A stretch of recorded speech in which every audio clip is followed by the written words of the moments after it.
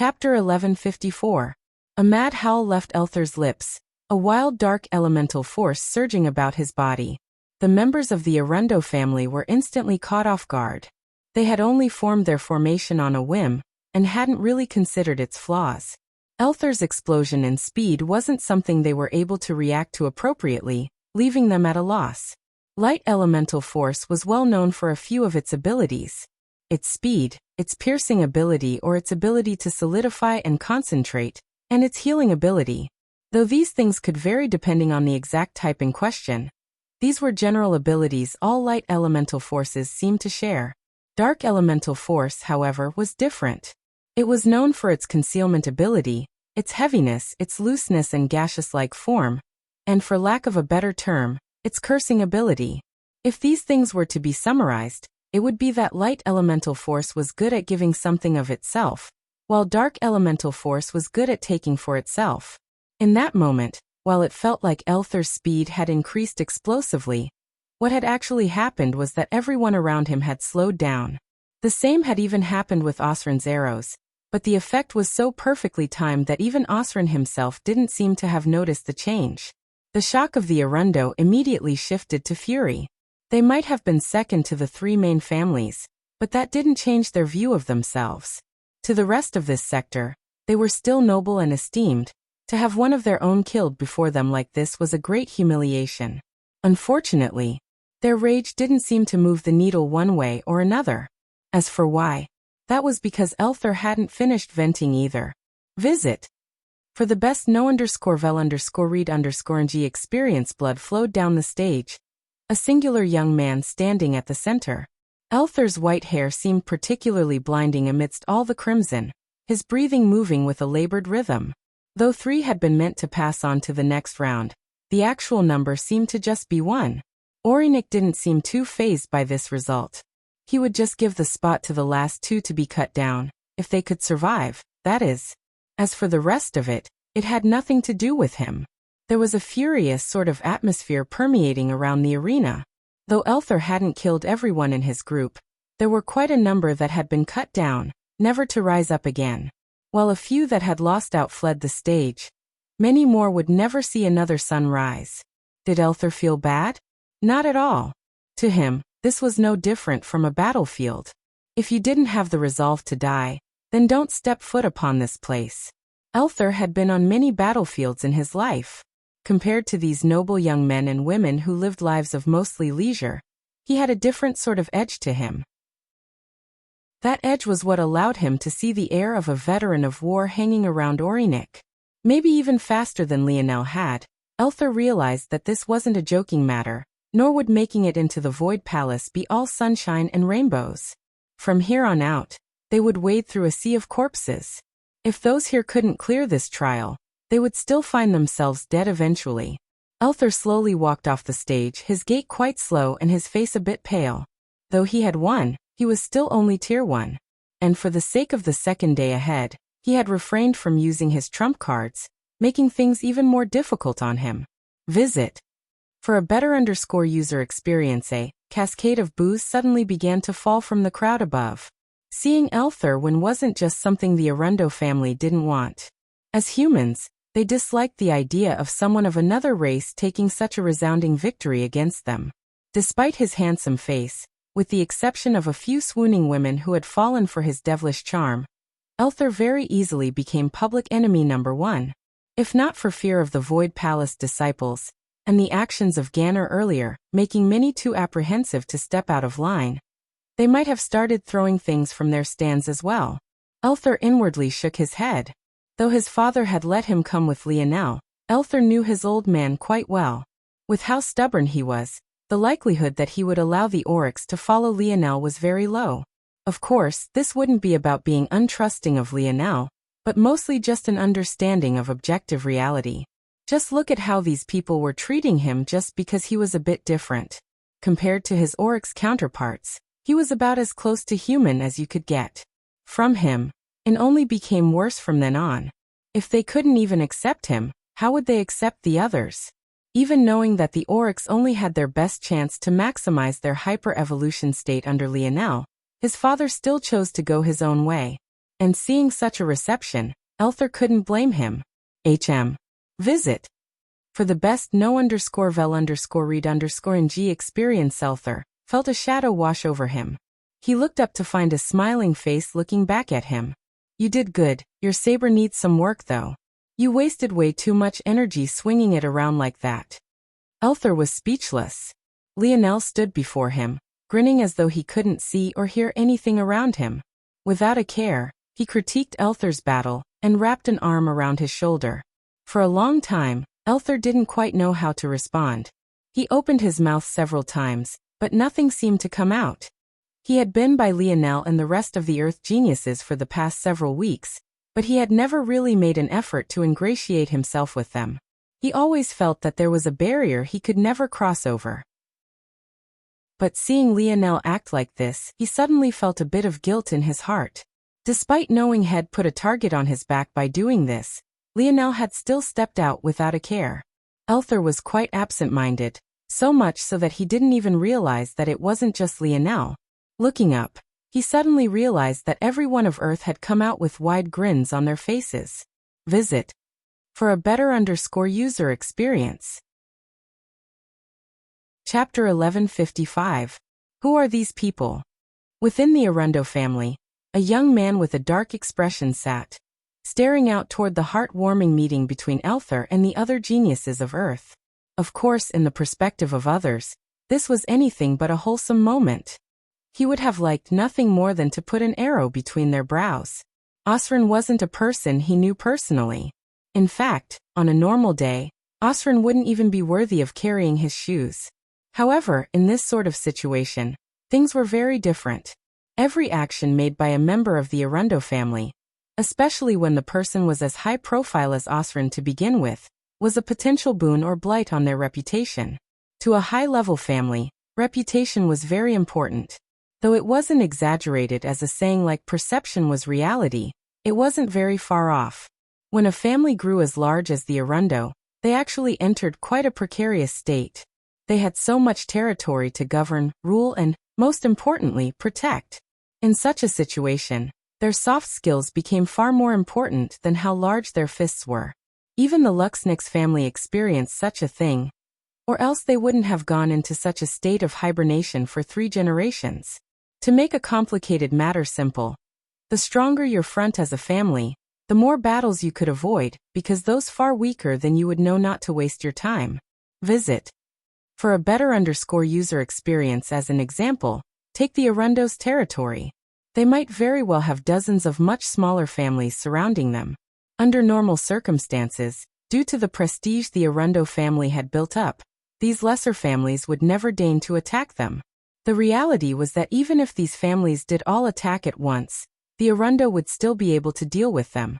But such a thing would result in the Arundo stalling their growth phase and wasting resources. The sturdier front a family put up, the less they would have to deal with such things.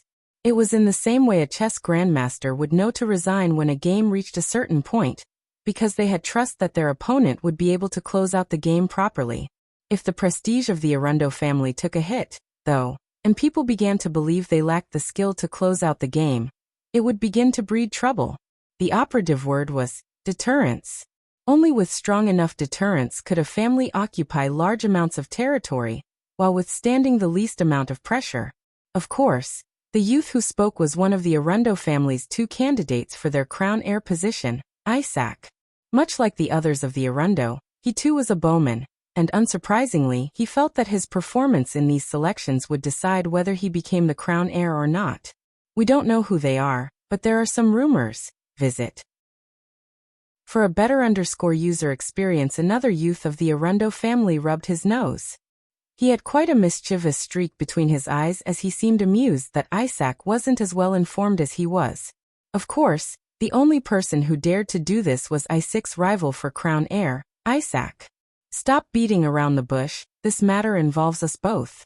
I don't know about you, but I have no intention of inheriting a laughingstock of a family. Isaac snorted, clearly not enjoying his distant cousin's lack of a sense of humor. It had always been this way.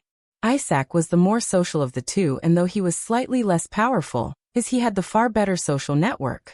On the other hand, Isaac was the stronger one, something Isaac accepted, but he lacked the skills a patriarch should have. He didn't know how to speak to people or manage people. He didn't even know about something so important happening. This said, the relationship between the two wasn't so bad. Not every crown heir duo or trio was at each other's throats like Richard and Gradier had been. Though, that was also because Isaac was quite easygoing while Isaac was quite simple-minded. Still, Isaac was right on this one. They were indeed a united front on this matter. There was news that came a few days ago that there was a huge commotion that went down at the Luxnix estate. There were even reports that a pillar of light was viewable from outer space.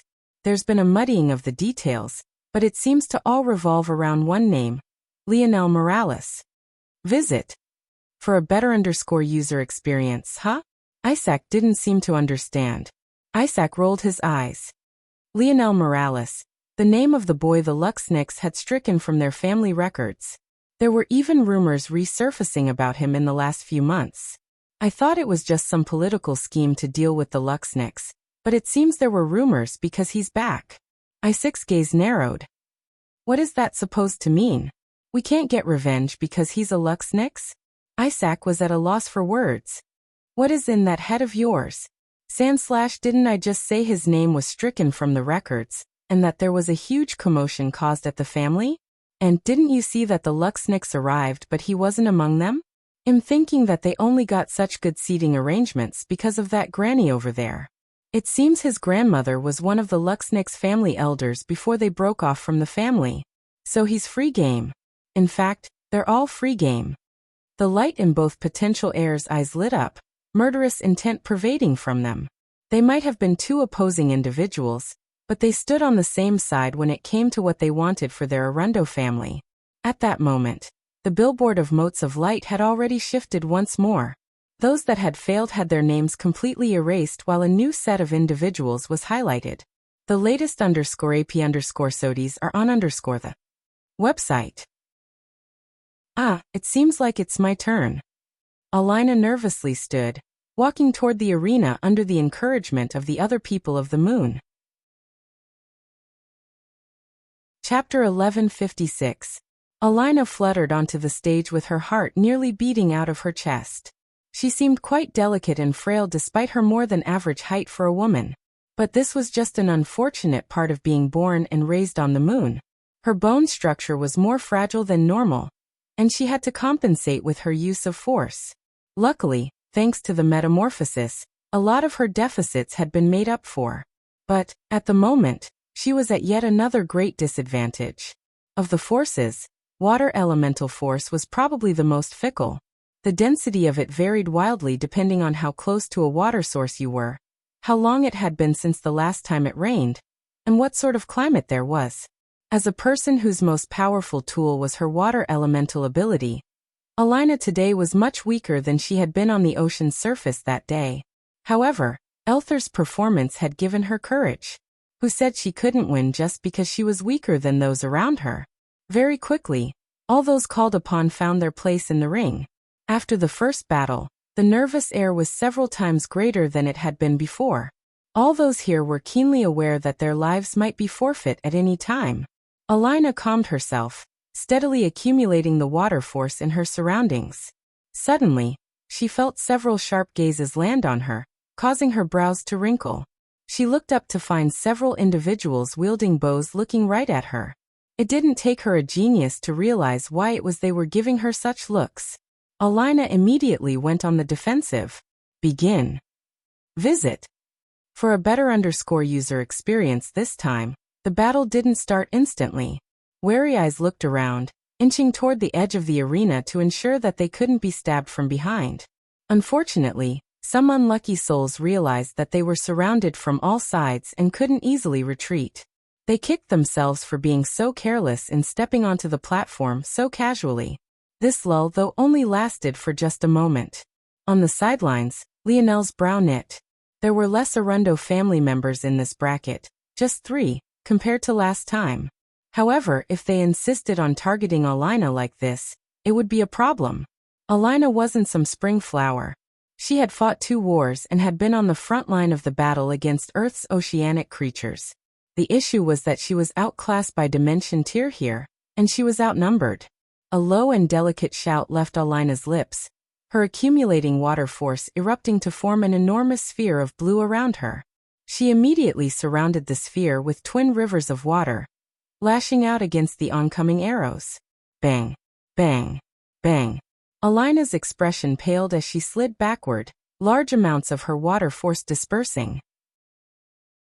She quickly refocused her attention, diverting one portion toward the accumulation of more water force, and another toward monitoring her surroundings. Alina knew that she had a weakness in movement technique, but she was very good at control.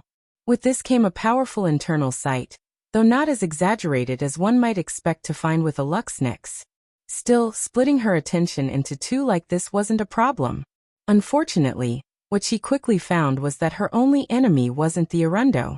The Arundo were only one of the major families Elther had offended with his killing spree, and it was no secret to anyone in the arena that Alina was tied with him. Visit. For a better user experience, a youth approached Alina from the side, swinging toward her sphere of water. Alina reacted quickly.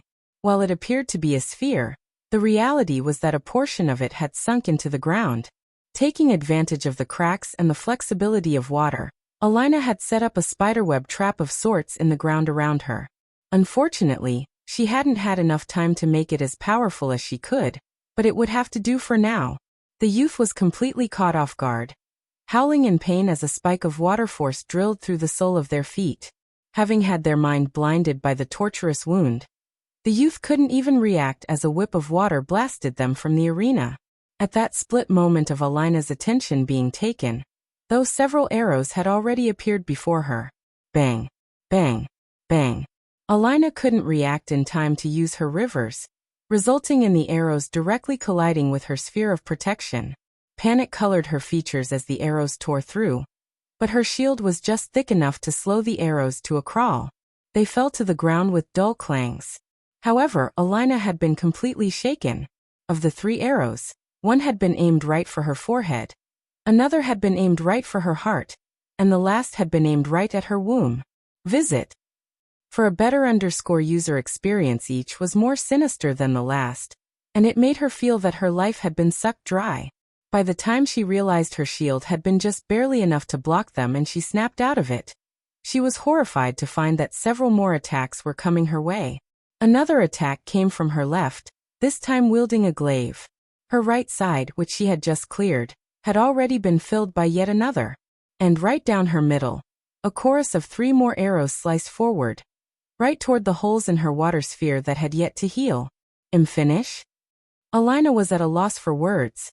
She had hardly been able to fight the battle she wanted to fight. She had just managed to drum up her courage to face these behemoths. But how had things ended this way? Maybe she wasn't one of the lucky ones after all. Fall off the stage. At that moment, Lionel's voice seemed to cut through all the noise. Like a pointed roar, it shook her psyche awake. Not everyone could remain calm in the face of death, and they might even forget solutions they could easily think of in any other situation. Alina had completely forgotten she was so close to the edge of the stage. But by the time she registered Lionel's words, it was too late. Even if she fell back now, those arrows wouldn't be stopped. They would still strike true. There was no way to survive this. Damn it. The latest _AP_SODIES are on the website. If Alina could see through this in her flustered state, how could Lionel not? When he yelled out, he had already moved. However, it was then another booming voice descended. You dare? Orenix's voice cast a shadow over the arena. Chapter 1157. Orenix's expression was as dark as the night, fury marked between his brows. He hadn't thought that anyone would actually be so brazen as to interfere with the proceedings, especially after both he and especially Ganner had made it clear who held authority here, and who didn't. Did he understand why Lionel was moving? Yes. Did he care about what that reason was? Absolutely not. Death was an inevitable part of these selections. There was a reason he hadn't done a single thing as Elther killed as he pleased. If anyone dared to try to stop Elther previously, he would have killed them on the spot. For Lionel to dare to do something like this before him. He was courting death. Lionel, however, had a vastly different perspective. He didn't care about the prestige of the Void Palace, nor did he care about Ornik's authority. All he cared about was the fact that Alina was a woman who had put her life on the line to save his brothers just several weeks ago. If he stood by and did nothing as she died, he wouldn't even be able to look the people of the moon in the eye. Lionel didn't want to put his grandmother in a situation where she had to take action. His movement and her movement held completely different weights. He was still a member of the younger generation, and his actions could be left as a slight against Ornik himself. However, if his grandmother made a move, it wouldn't be a matter of youths any longer. It would be a slap to the face of the Void Palace itself. Among the geniuses of Earth, Lionel knew that he was the only one with the speed to make it. So he took it upon himself. However, the moment Ornik spoke, an oppressive aura fell like a hammer. It crashed against Lionel's head and threatened to bury him into the earth. The difference in this aura from what Lionel had experienced before in the past was like night and day. Even Sparking Star Order had no ability to match it. Visit. For the best no_vel_read_ng experience right then, though Lionel's gaze flashed with a blinding violet light, a deep crimson hidden within suddenly lashing out, and causing Ornik's aura to splinter like shards of glass. Lionel's body flickered with bronze runes, his figure stepping through space and appearing by Alina's side, and within her water sphere in the blink of an eye. Wrapping an arm around her waist, he stepped and pulled backward, his free hand tapping forward 3 times in quick succession. His arm moved so quickly that it left afterimages in the air, almost making it seem like he had 4 arms instead of just 2. Clang, clang, clang. The arrows deflected off of Lionel's fingers like they had rammed into a metal wall, causing even Lionel to raise a brow. His bronze runes had already vanished as he had only needed to activate them for a moment to boost his spatial affinity for an instant, but he was surprised by the strength of his body. In fact, now that he thought about it, he had miscalculated the amount of effort he would need to get here as well. With soft steps, Lionel landed with Alina by his side, splashes of water landing around them as Alina looked around shaken. Her face as pale as a sheet of paper. "Are you all right?" Lionel's brow furrowed, looking toward Alina. Yes, I'm all right. Visit. For a better user experience, Alina's voice trembled. She had faced death before, especially during her fight with the 3 whales. But never had it felt so close until now. It wasn't just that she faced death, it really felt like she had died for a moment. The entire arena seemed to freeze over as Ornik's gaze locked onto Lionel. The battle on the stage came to a grinding halt, no one certain of what to do any longer. At that moment, a torrent of boos rang down from the crowd above. They all felt they were rightfully pissed. It was fine when Elther killed people, but not when others wanted to kill Alina? Was there anything so good in this world? Do you treat my words as air? Lionel, who had been making sure that Alina was all right, only now turned toward Ornik. "And what words are those?" Lionel asked, clearly not expecting to receive such an answer. Ornik's expression became fiercer. Ganner, who had been lazily reclining on his own chair, leaned his head on his palm, opening his eyes to reveal a gaze as sharp as a blade. "Do you think this is your playground and you can do as you please?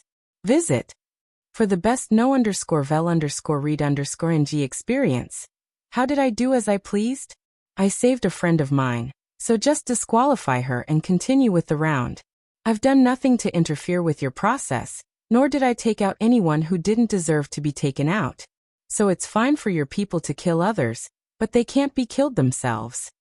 Ornik hadn't expected to get into a shouting match with a junior. In fact, he would have already acted had it not been for the fact he knew that Lionel's grandmother would never allow him to die. Ornik didn't fear the elder, but without knowing where his own superior was, he would rather not put his life on the line to fight this battle. If he died and the Void Palace only punished them afterward, it wouldn't be worth it. First of all, I never stopped anyone else from trying to save their people. They can only blame themselves for being too slow. Secondly, weren't you the one who said there was no such thing as absolute fairness? My friend has lost and won't receive a position to enter the Void Palace. Does that mean she also has to die? Is that how your Void Palace proves how macho they are? By forcing people who don't have to die to do so? Aina? Where are you going? Yuri, who was shocked by what was happening here, suddenly realized that Aina had stood. But Aina was headed away instead of toward the stage. Visit. For a better user experience, I don't know, I don't like this. I'll be back when it's my turn.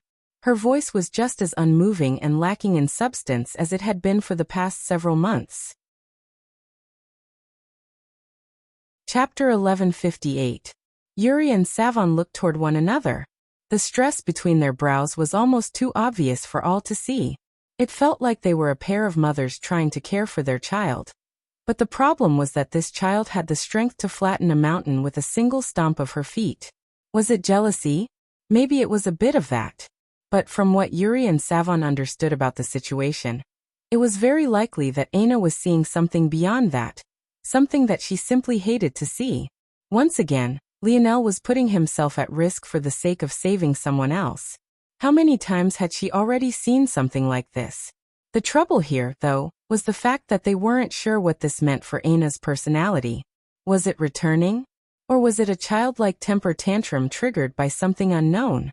It was simply too hard to tell, and this wasn't exactly a situation where they would be able to tell either.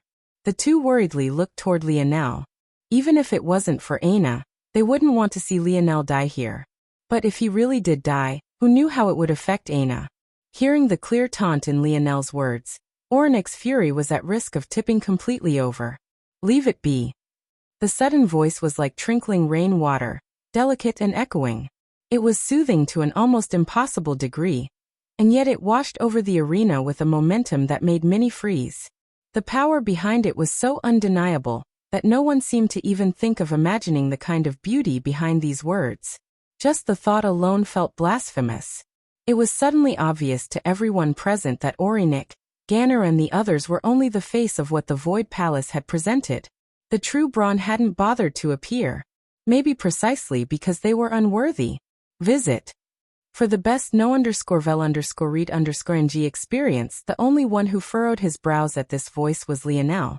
There was something odd and artificial about it. Though the voice sounded beautiful, he was of the opinion that it would sound even better if it wasn't so strained. Of course, he had no idea that his mother had changed the pitch of her voice slightly in the off chance that Lionel would recognize it. It seemed that she was right to be so cautious. Maybe only Lionel would be sharp enough to parse apart the difference. Lionel recovered quite quickly and nodded in thanks to seemingly empty air. Only after this did he lead Alina away and allow the rest of the second round to continue. Quite expectedly, no one dared to replicate what Lionel had done. The voice of the woman was like an imprint on their soul. She might have forgiven such a thing once, but who was to say that she would do so again? You didn't manage to stop him? Ganner looked toward Ornik, who had returned to their seating arrangements. The truth was that if Ornik had been standing near the stage, Lionel would have never been able to save Alina, at least not in time. However, because he hadn't seen much of a point in forcing himself to stand for the entirety of this day, he chose to return and sit, allowing the billboard to handle everything else. Unfortunately, this put him on the opposite side of the arena to where Lionel had come from, so he could only use his aura. He had thought it would be enough, but he couldn't have possibly expected that Lionel would be able to ignore it. Ornik's expression darkened, but he didn't give an answer. Ganner's lazy gaze had likewise become quite sharp. Despite his usual demeanor, he took his role in the Void Palace quite seriously as well. If not for their overseer saying something, they would have acted as well. It won't happen again. I didn't expect someone to actually be so brazen. Next time, I will attack directly. Visit. For a better user experience, Ornik had wanted to disqualify Lionel and strip him of the right to participate, but after their overseer spoke, he would be looking down on her if he continued to pursue the matter. However, he would remember this. Why do you look so down? Lionel smiled. He patted Alina on the head, but she continued to look down at the ground. Unshed tears threatened to spill over. If she wasn't scared about being an even greater burden by crying, maybe she would have already failed to hold them back. Lionel sighed. We can't win everything. Even though you failed this time, won't there be a next time? Alina's shoulders trembled. She looked up to find Lionel's kind smile. Next time. Of course. Lionel reassured. Isn't the only requirement that you be below the 6th dimension? Right now you're only at tier 2. Between now and the next cycle, how much will you grow? By then, who will be able to stop you? Hearing such words, Alina suddenly felt a lot better. She didn't want to be left behind by everyone else. Which of them here didn't have their own personal battle to fight? Her small hands closed into fists. 2 single streaks of tears fell down her cheeks as she forced a smile. Visit. For the best no_vel_read_ng experience. Yes, next time. She said resolutely. When the two made it back, Alina was immediately smothered by Joyce. As scared as Alina was to die. For a moment Joyce really thought she had lost her longtime friend. The two cried in each other's arms for a long while. Lionel took a deep breath, sitting by his grandmother's side. Grandma, am I too reckless? Lionel suddenly asked. Yes. Yes, definitely. Lionel smiled bitterly when he heard these words. But he knew she was right. The trouble was, if he wasn't reckless, then who would be? There were certain things he couldn't just sit idly by and watch. These were his comrades and brothers and sisters in arms. He couldn't just let them die when he knew he could do something. Unfortunately, he knew that his actions had only painted an even larger target on the backs of the geniuses of Earth. One after another, the rounds passed by. Numerous so-called geniuses of Earth went up. But not a single one managed to pass. More coming later. Visit. For a better _user experience. Chapter 1159. Lionel sat in silence as he watched his friends lose one after another, realizing that he was quite helpless to do anything about it. In truth, he blamed himself. He spent so long away from all of them that he never truly helped them to grow like he should have. He buried his head away, chasing a woman he couldn't even explain his attraction to and leaving them to fend against the dimensional verse on their own. He spoke of helping people, but he couldn't even properly help those closest to him. In fact, he had only made things harder on them. The mountain they would have had to climb to earn a spot to enter the Void Palace was tall to begin with, but now with this target painted onto their backs, and their number disparity, an improbable cause had instantly become an impossible one. There was not the slightest hint of remorse. Without fail, the geniuses of Earth were the first to be cut down every time. If not for Lionel wising up and giving them some protection before they went up, it was likely that each one would have died. Lionel's brothers didn't fare any better than the rest. They, too, found themselves on the losing end of their battles. Fuck! Franco kicked his chair over. It flew out with such speed that it shattered into its splinters the instant it hit a wall. But that didn't seem to make him feel any better. Visit. For a better _user experience, losing wasn't something Lionel and his brothers were used to. They had been a team for so long and could count on 2 hands the number of games they had lost in that more than decade span. Yet each one of them, no matter how far apart they were, hit just as bad. There was a heavy silence, a fury, a subtle feeling of inadequacy. All the confidence Elther had helped them build up deflated like a balloon. A gloominess that Lionel didn't know how to fix took hold, but with it came an underlying determination. Lionel knew well how his brothers responded to adversity. Giving them words of encouragement now would only undermine and insult them. He was certain that this sort of humiliation wasn't something that would happen again. At least not for a very long time. The billboard flickered once more, and this time, Noah stood, his gaze having long since turned from indifferent to cold. His gaze shifted over and met Lionel's. Though the two didn't exchange any words, their meaning was already clear. Noah's crystalline blue saber appeared long before he made it to the stage. His steps were even and measured while the sun seemed to dance off the edge of his blade. Every reflective light seemed to make those that saw it reflexively recoil, worried that one of these sharp rays might slice their neck clean off. Among those that had failed already, Jessica was among them. Her beast-taming ability was useless against these enemies as her pets were simply too weak and hadn't grown. On top of that, the wilderness of planet Luxnix was far too dangerous for even Lionel to travel through casually, let alone her. Visit. For the best no_vel_read_ng experience without a choice, she chose to not even summon her partners, resulting in her losing even faster than the others before her had. Though she returned gracefully and unwounded, without the same gloominess the others seemed to display, every time Noah sent a glance toward her he only seemed to become more infuriated. Jessica wasn't weak, nor were her beast partners. The reason she didn't dare to summon them was because she knew well that she would be ganged up on. It simply wasn't worth risking the help of her pets just to lose anyway. For as long as Noah could remember, Jessica had always followed by his side. A silent help and a right-hand woman that was simply irreplaceable. He had long since learned how to read the different shades of her placid expression. She looked indifferent now, but everything from the sway of her short-cut hair to the way she crossed her legs screamed to Noah that she was feeling sadness and guilt to the depths of her soul. Sadness because she had failed, guilt because she couldn't follow in his steps. And it was all the fault of these people. Oh, another one of you? Are you all still stepping up to get embarrassed? Visit. For the best no_vel_read_ng experience, Noah slowly walked up the steps of the arena, seemingly having not heard the jeers of the Montax family member. His steps were silent, and his blade lightly bobbed just above the hard stone flooring. Everything from his breathing to the beat of his heart was steady. Begin. Ornik's voice still fell indifferently. He didn't originally care enough about these proceedings to become invested, but he still found himself watching every time a person of Earth stood up. He told himself that this was to ensure that Lionel could never interfere again, but if he was honest with him, he got a sick sort of satisfaction watching them be wiped out one after another. The instant his voice fell this time, though, he felt that something was different. Bang. It was a sound the audience had heard many times before. But this time, it was so strong and cacophonous that the sturdy stone platform themselves shattered, sprinkling into the air like shards of glass. Each one of Noah's steps were heavy, and there was nothing remotely elegant about his movement. His body grew to 3 meters in height, his saber became as large as a door, and his skin shimmered like diamond beneath the sunlight.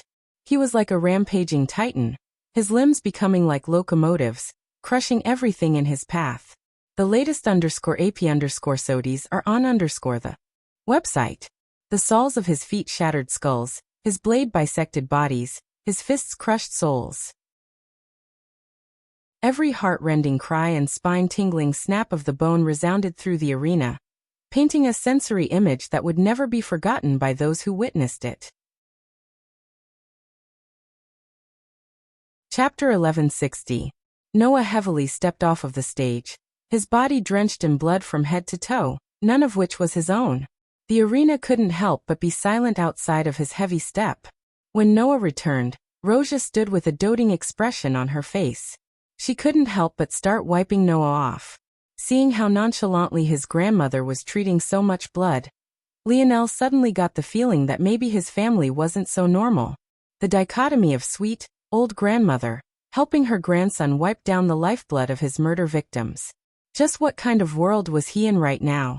Lionel's lip curled into a smile. Though the gloominess hadn't vanished, he could feel that Noah had vented much of their frustration. There was only so much that Lionel could do himself. At some point, them witnessing his own success wouldn't move the needle anymore. However, seeing someone else do it gave them more courage to believe that they could do the same. Though the geniuses of Earth continued to lose after this, and even more miserably at that because Noah had re-energized their enemies, they still returned with their heads held high and a fire lit within their gaze. None of these people knew that the Lionel and his friends had only just experienced their metamorphosis, not even half a decade ago. To have already reached such a stage in a short period of time was something to be proud of. And there'd come a day where they wouldn't have to show pride in their defeat, but could instead do so in their victory. The events of the day continued to wane. Of the people of Earth, most had already gone up and lost, unfortunately falling short. The latest _AP_SODIES are on the website. However, there were some success stories nonetheless. Carolus, the preeminent genius of the moon, and a young man Lionel knew for his exceptionally high spatial affinity, managed to become the third person of Earth to claim their spot for the second day. His ability was devastating, and one couldn't even approach him without fearing for their lives. Despite the fervor Noah had reignited, he still managed to weather the storm and claim his place. The next success story was more so of luck than of skill, but it was one that Lionel happily accepted nonetheless. Milan and Arnold were lucky enough to get drawn into the same group. Working together, Milan's defensive energy shield ability and Arnold's explosive palm ability, not to mention the latter's grasp of universal force, was the perfect tandem. What Lionel didn't notice was that Ornik's pupils had constricted into pinholes when he saw Arnold's use of universal force. It had to be remembered that originally, Arnold followed the same path of comprehending universal force as everyone else. He fused it with his palm force and made it one-dimensional. However, after his meeting with Lionel and the others, Lionel pointed him toward the more complete path of universal force after seeing his talent in it. Now, Arnold walked the same path of universal force that Lionel did. It was just that neither of them seemed to realize just how impossibly rare this path was, but Ornik, Ganner, and the other envoys of the Void Palace most certainly did. In fact, they had all but decided who would get the golden token after seeing this display visit. For a better user experience, time continued to speed by. Unfortunately, outside of Elther, Noah, Carolus, Milan and Arnold, no others made it. Compared to the accumulating numbers of the other families, it was quite pitiful. However, it wasn't terrible either. Finally, after dozens of rounds and thousands of participants, Lionel felt a subtle connection call out to him as the billboard flickered. Oh! Lionel looked up, finding the number he had claimed for himself shimmering brightly. It seems like it was finally his turn. With a light push off his chair, Lionel stood and stretched, his bones cracking. His mind and body both felt quite alert. After sleeping for over a month, he felt more energized now than he had in a long time. Almost the instant Lionel rose, many eyes fell onto him. It wasn't an exaggeration to say that ever since that incident of a few hours ago, many had been waiting for Lionel's turn. The skill he had displayed in that short time frame wasn't small, but it was still difficult for many to get a read on exactly what his limits were. This was mostly because by the time people realized that someone actually had the audacity to move against the wishes of the Void Palace envoys, Lionel was already more than halfway there. It was hard to tell if he was just that fast, or if he had just reacted long before anyone else had. But now, all of those questions would be answered. The people of Earth had been being targeted by proxy only because they couldn't get at Lionel. But now that he was here, Lionel's steps were a lot lighter than Noah's despite the both of them being extremely heavy. He landed softly, his bare feet feeling the cool surface of the hard stone. Visit. For a better user experience, comparatively speaking, Lionel was very casually dressed. He didn't have a weapon in hand, nor did he wear any armor. He wore a loose-fitting pair of sweatpants and a long-sleeved shirt that waved about in the wind, pulling against the toned silhouette of his torso. It was the kind of nonchalance that made those around him either furrow their brows or sneer. At that moment, the final contestant stepped forward, a curious glint in his eye. This young man was none other than Isaac, and his bow was already in hand. His piercing gaze landed on Lionel. As though a hawk, he scanned him up and down, the rest of his internal sight focused on his surroundings. This matter couldn't have been more perfect. Lionel and his people had slighted the Arundo. If Isaac defeated him, he would take a leg up on that distant cousin of his. But he was still a cautious person. One scheme after another began to play in his mind. Isaac thought he was clever and calculated, but Lionel's mind was so clear at the moment that he could even count the steps of every insect within a kilometer radius right this moment. Such obvious glances weren't something he would miss. A bow? I don't think I need to use one here though. Lionel thought to himself. Why don't we test out a few things instead? Lionel stood in the dead center of the arena, seemingly oblivious to the danger of his position. Begin. Visit. For a better user experience. Chapter 1161. Almost the instant Ornik's words fell, Lionel was bombarded from all sides with a flurry of attacks. The people of the Luxnix family narrowed their eyes. Too many of them hadn't seen Lionel fight previously, and many only caught the tail end of what had happened. However, while news was cut off from the outside, The elites of the Luxnix were very well informed about what had happened that day. Right this moment, other than maybe Miguel, there wasn't a soul with Luxnix blood who wasn't paying very close attention. And that went doubly so for the members of the Luxnix who happened to be in the same group with Lionel. Lionel, though, felt as though his mind was working at speeds too fast for the world. For a moment, he just stood there, watching as these attacks charged toward him frame by frame as though it was all in slow motion. Lionel's hands slid into his pockets, his eyes slowly closing. Let's try. A strong surge of dream force coalesced around Lionel, his foot lightly tapping on the ground, and causing a quickly expanding ring of dark gold to form. Bang, bang, bang, bang. Lionel was buried. A cascade of never-ending attacks drowned his body in a flurry of force of all kinds. The clashing of opposing and synergizing of like elements made the explosion all the more volatile. The entire center of the arena imploding into a rain of stone, rock and billowing smoke. The latest _AP_SODIES are on the website. However, right at that moment, a mighty roar sounded. It carried with it such a violent momentum that the smoke and dust cleared, shooting out and dispersing in all directions to reveal an enormous, 10-meter-tall, dark gold bear. Lionel stood leisurely on his bear construct's shoulders, unmoved and unfazed by what had happened around him.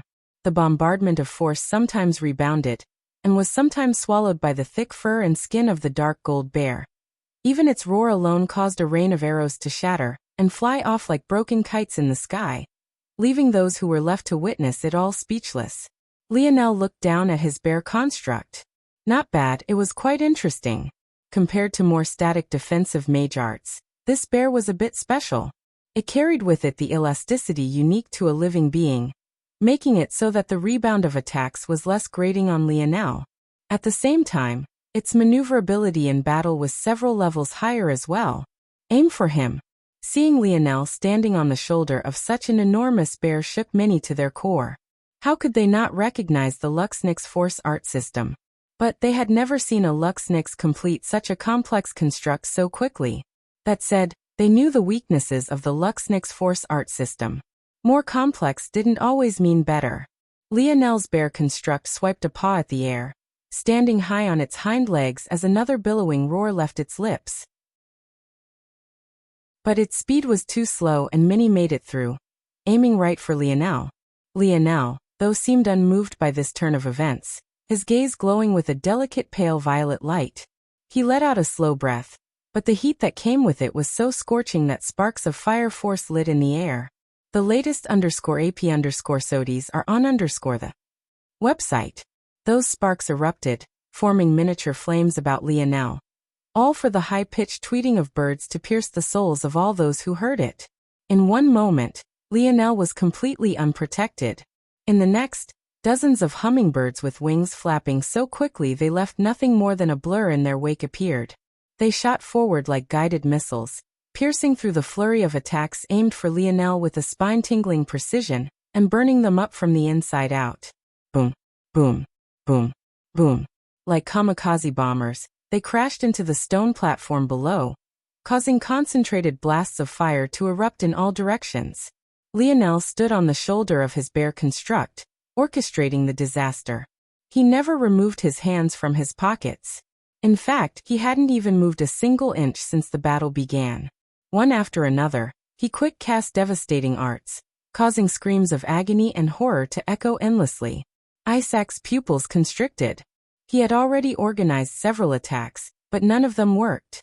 Lionel seemed to see and plan out several steps ahead, and his casting speed was so fast that even if by some miracle you caught him off guard, it might not even matter. I'll do it myself. Isaac's gaze flashed, flipping his palm over to reveal a sleek arrow decorated from tip to tip in a complex array of runes. His gaze looked up, his force surging. Lionel's bear construct stamped a foot down, causing a ripple of earth to surge out in all directions, but Lionel himself remained unmoved. Visit. For a better user experience die. A blinding streak of silver shot through the skies.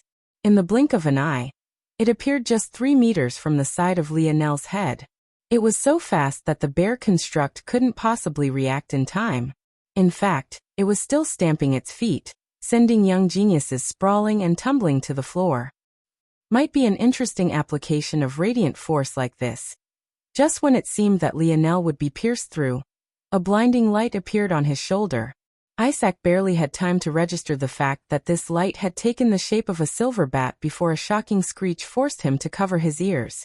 The bat's sonar sent ripples of concentric circles spiraling through the air. Each rippled steadily, getting larger. Isaac's arrow suddenly froze in the air, an astonishing pulse of magnetism stopping its ability to move forward any further. Then it shattered completely, crumbling into little pieces as it fell from the sky.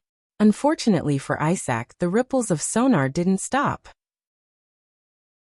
The high-pitched screech tunneled its way forward, crashing into Isaac in what felt like the blink of an eye.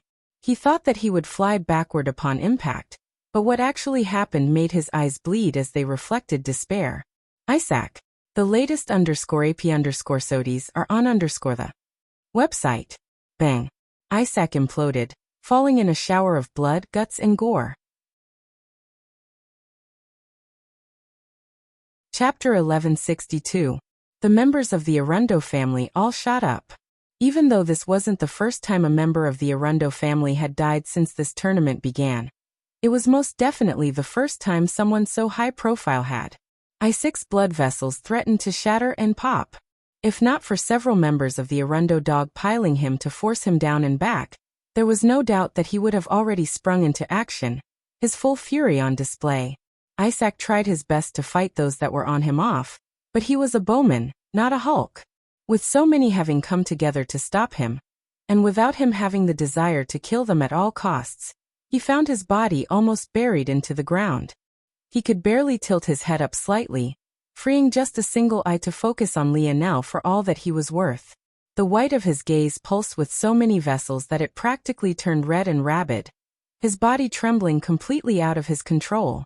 But in the end, he could only watch as Lionel's beast constructs vanished into motes of light, the entire arena empty of participants outside of himself. A pregnant silence took hold of the arena. There had been many battles before this, but none were ended nearly as easily as Lionel's own. They had thought that they might learn something about his speed from observing, when the reality was that Lionel didn't even have to move a single inch. The gap was so large that it felt like they had just watched an adult bully children. The Luxnick Star Order elders narrowed their gazes, watching Lionel walk away. They too hadn't witnessed the fight between Elodie and Lionel, but from what they knew, it lasted several exchanges and was quite heated, even though Lionel won in the end. The latest _AP_SOTIs are on the website. With that bit of information, they had of course concluded that Miguel would win easily. The gap between Miguel and the three armheads was so large that it might as well have been night and day. Seeing Lionel fight now, there wasn't anything he had just done that Elodie couldn't. Well, Elodie couldn't quick cast in such a fashion, but their meaning was that he would have won just as easily. Still, seeing Lionel's talent in action made them wonder just how far he could go. Lionel returned to the group with a light smile on his face. "You're such a show-off, Cap," Milan laughed. "Is that jealousy I hear?" Lionel's ears perked up. "Fuck you."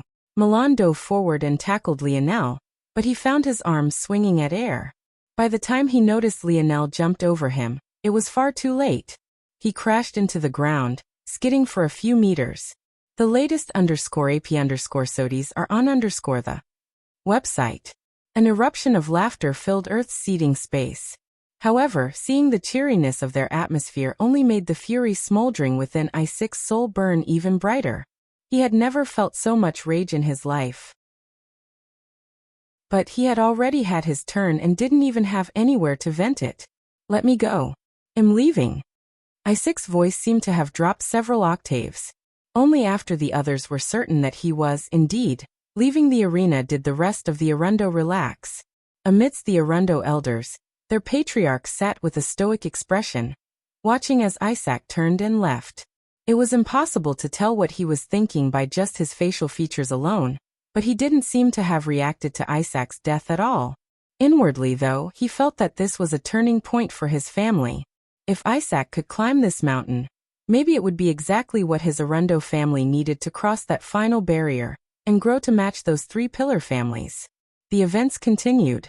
By the time the end of the day began to roll around, countless geniuses had gone up. When it was Miguel's turn, one might have thought that he hadn't stepped onto the stage at all. Everyone ran around him as though they had blinders on, refusing to even think of attacking him. Visit. For a better user experience, Miguel stood in silence, not bothering to make a move either. When just 3 individuals remained, he casually stepped off of the platform without a care in the world. The Luxnick's armheads received the same treatment. By coincidence, the equivalent geniuses of the 3 leading families didn't meet, so their rounds ended just as easily and without fanfare. The likes of Savon and Yuri, surprisingly, or maybe not so surprisingly, also gained a spot for themselves. Savon was a talent of Earth and had been able to adapt on planet Viola for far longer than the others had, so her success wasn't too much to accept. As for Yuri, she was of mysterious origins to begin with, and had always had more power than she displayed. Even after claiming a spot, she hadn't seemed to have gone all out. The Montex and Viola geniuses, of course, performed just as well. Though their deterrence wasn't as great as Miguel, they still received their due respect.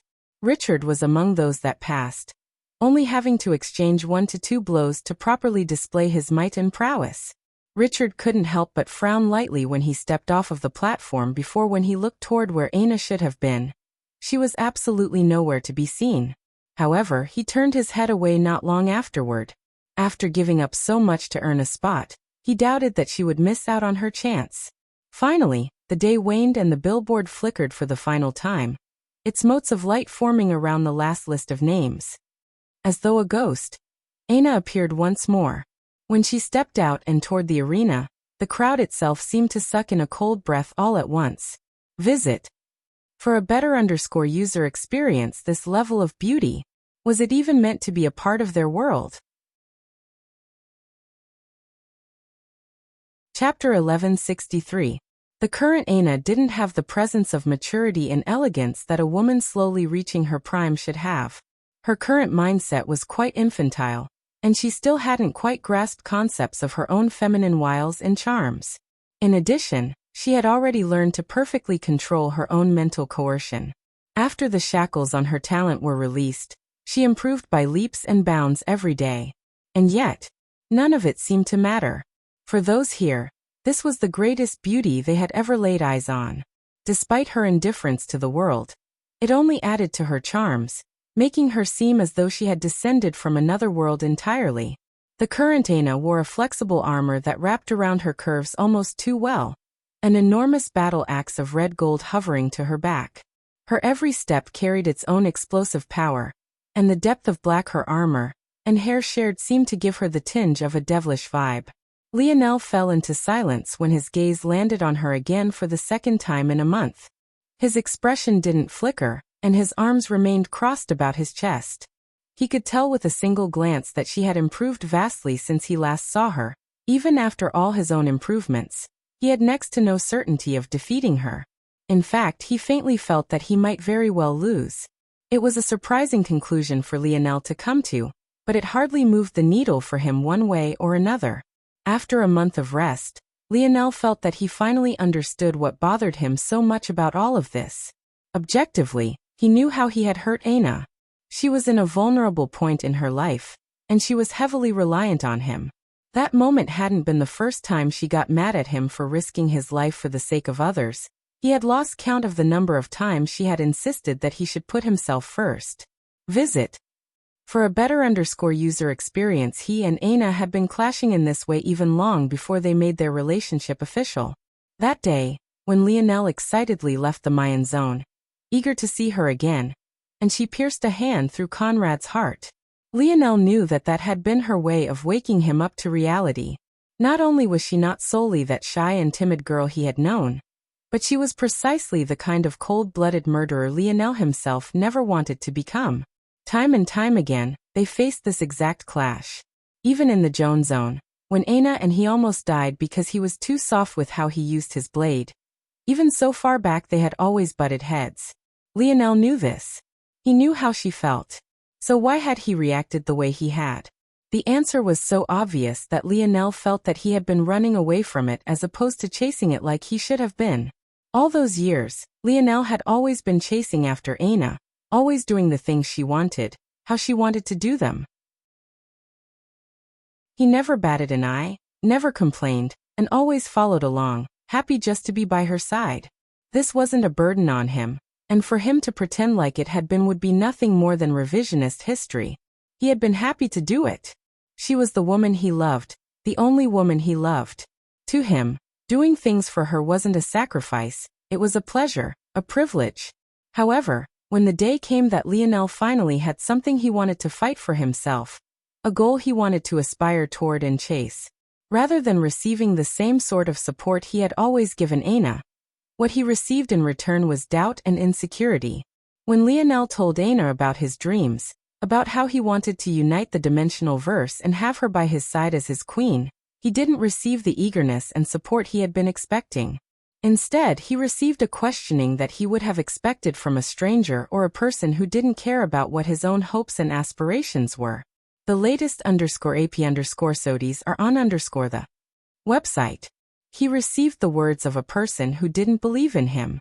That day, when Aina left him, it was just more of the same.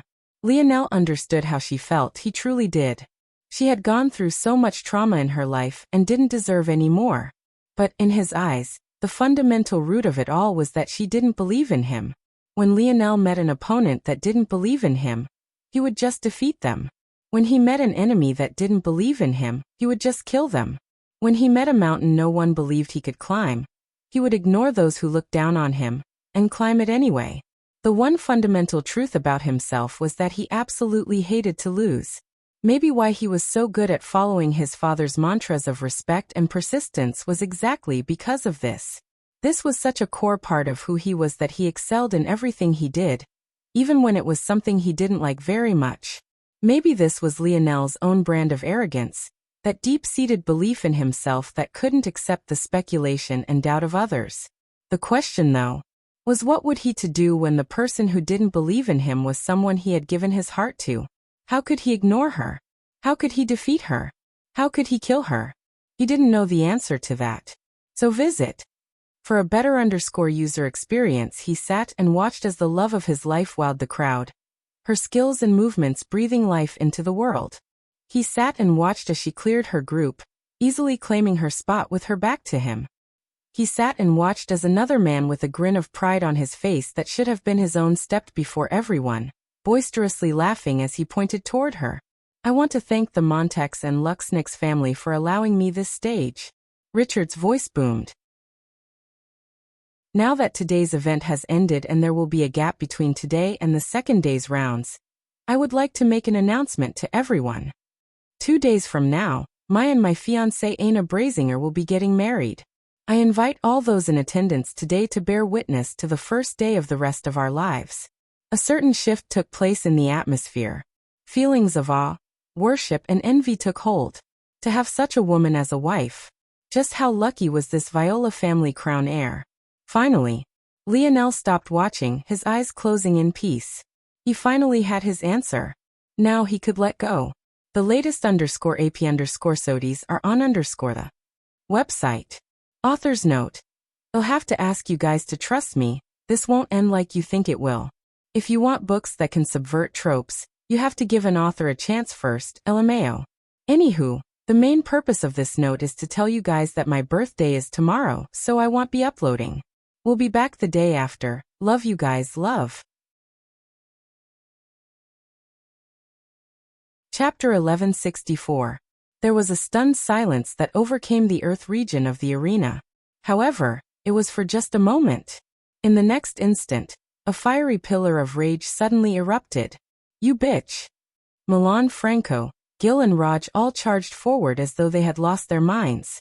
Seemingly having expected this result, it was Joel, Arnold, Alan and Drake who leapt forward just a split moment afterward, diving for their waists and tackling them down. The 8 immediately ended up in a furious sort of dogpile. But compared to the warmness such a thing had carried just a day ago, there was something decidedly sad about it this time around. It only seemed to make it worse that in all the commotion of the arena due to Richard's announcement, The commotion caused by these 8 was nothing more than a drop of water into a vast ocean. No one seemed to notice at all. No one except for Savon and Yuri, that is. Let me go. I held back enough. I'm going to tear them both a new asshole. Raj raged. Unfortunately, the clamp Arnold had on Raj was far too strong. He could hardly move and he didn't have the heart to use his ability on his brother. In the end he could only squirm wildly, his gaze just as red as I6 had been just hours ago. Rija's eyes flickered with confusion. She didn't quite understand what was going on. Visit. For the best no_vel_read_ng experience, she looked toward her grandson, only to see that his eyes were closed. If she didn't know better, she would think that Lionel was having a nap. It was then that she pieced everything together. That day when she saw the pain in her grandson's eyes, hidden beneath his coldness and indifference, this Richard and that Aina had both been present. Could it be that it was related to this? Was that why he had been feeling that way on that day? Coming to this conclusion, Rija's gaze also lit with fury. The murderous intent coming from her rose like the tides of a tsunami, threatening to drown the arena out in waves. It would only be a moment before everyone's attention was drawn, but Joel, Arnold, Drake and Alan all looked back toward Lionel. Of Lionel's brothers, there were 2 divisions. Raj, Milan, Gil and Franco had always been the jokesters. They had their own brand of humor, and if there was a joke being made, there was a 90% certainty that it was coming from one of them. On the other hand, Joel, Arnold, Drake and Alan were far more reserved. Joel was always the de facto leader of the group when Lionel wasn't present. Drake had meant to be Lionel's successor after he graduated from Royal Blue. Alan had an introverted personality, so much so that he didn't even show off his excellent physique, always wearing baggy clothing. And Arnold was a man of few words, even when he was communicating with Lionel himself. And yet, at that moment, they all looked toward Lionel with the same crimson gaze. Visit. For the best no_vel_read_ng experience, so long as Lionel gave the signal, no matter how high the odds were stacked against them, no matter how subtle such a signal was, they would immediately release Raj, Milan, Gil and Franco. In fact, not only would they release them, but they would be right alongside them, charging forth. To them, any slight against Lionel was a slight against them. They had been there before Lionel met Aina. They had been there before Lionel fell for her, before he spent years chasing after her. He had never shown any interest in any other woman. His admirers could have wrapped around Earth itself, yet he had never bat an eyelash. They had always believed that Aina wasn't worthy of Lionel. Even when she revealed herself to be a world-toppling beauty, she left soon after, leaving a bad taste in all of their mouths. Now they felt that things had gone too far. They found it difficult even to control themselves at this point. Lionel's eyes remained closed, his face the picture of serenity. In his mind, he had once again entered a world of white, a familiar balance standing before him. After everything, it had been perfectly balanced, no one side outweighing the other. He gazed upon it silently, going through all the memories it held once more. His body felt quite light, and his mind felt extremely clear. His reflection on these memories made him feel as though he was right back there again, simulating that moment in real time without missing a single detail. The first day he met her, the first time he realized he liked her, the first time he confessed to her, the second time, the third. Visit. For the best no_vel_read_ing experience, the time they spent in the Joan Zone. Their battle against Royal Blue Fort. His rage-fueled tirade against the puppet master. Those final moments of peace they had together at Variant Heart Mountain. The last time they shared a bed together. They were memories enough to move a man to tears. Somehow, though, to Lionel, it felt like he was watching the movie of someone else's life. He reached forward and touched the balance scale, his hand trailing down its frame before landing on the final object that had managed to keep it all even. It was a delicate, fragmented bracelet. It weighed almost nothing and was useless even to a third-dimensional existence. It was nothing more than a sentimental ornament, but it weighed so heavily. It was the final strand of hope that Lionel had been holding on to, so much so that his logical mind had given it more weight than even it was worth. Crack. With a light squeeze, Lionel crushed it to powder. He turned and walked away. the golden-bronze balance crumbling into a pile of ash. In the real world, Lionel opened his eyes. A strong pressure seemed to roll out from him in waves, his mind suddenly feeling extraordinarily free.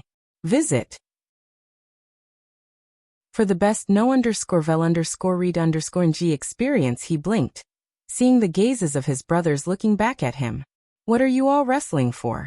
Take it easy on Milan and Arnold, they still need to fight in a few days.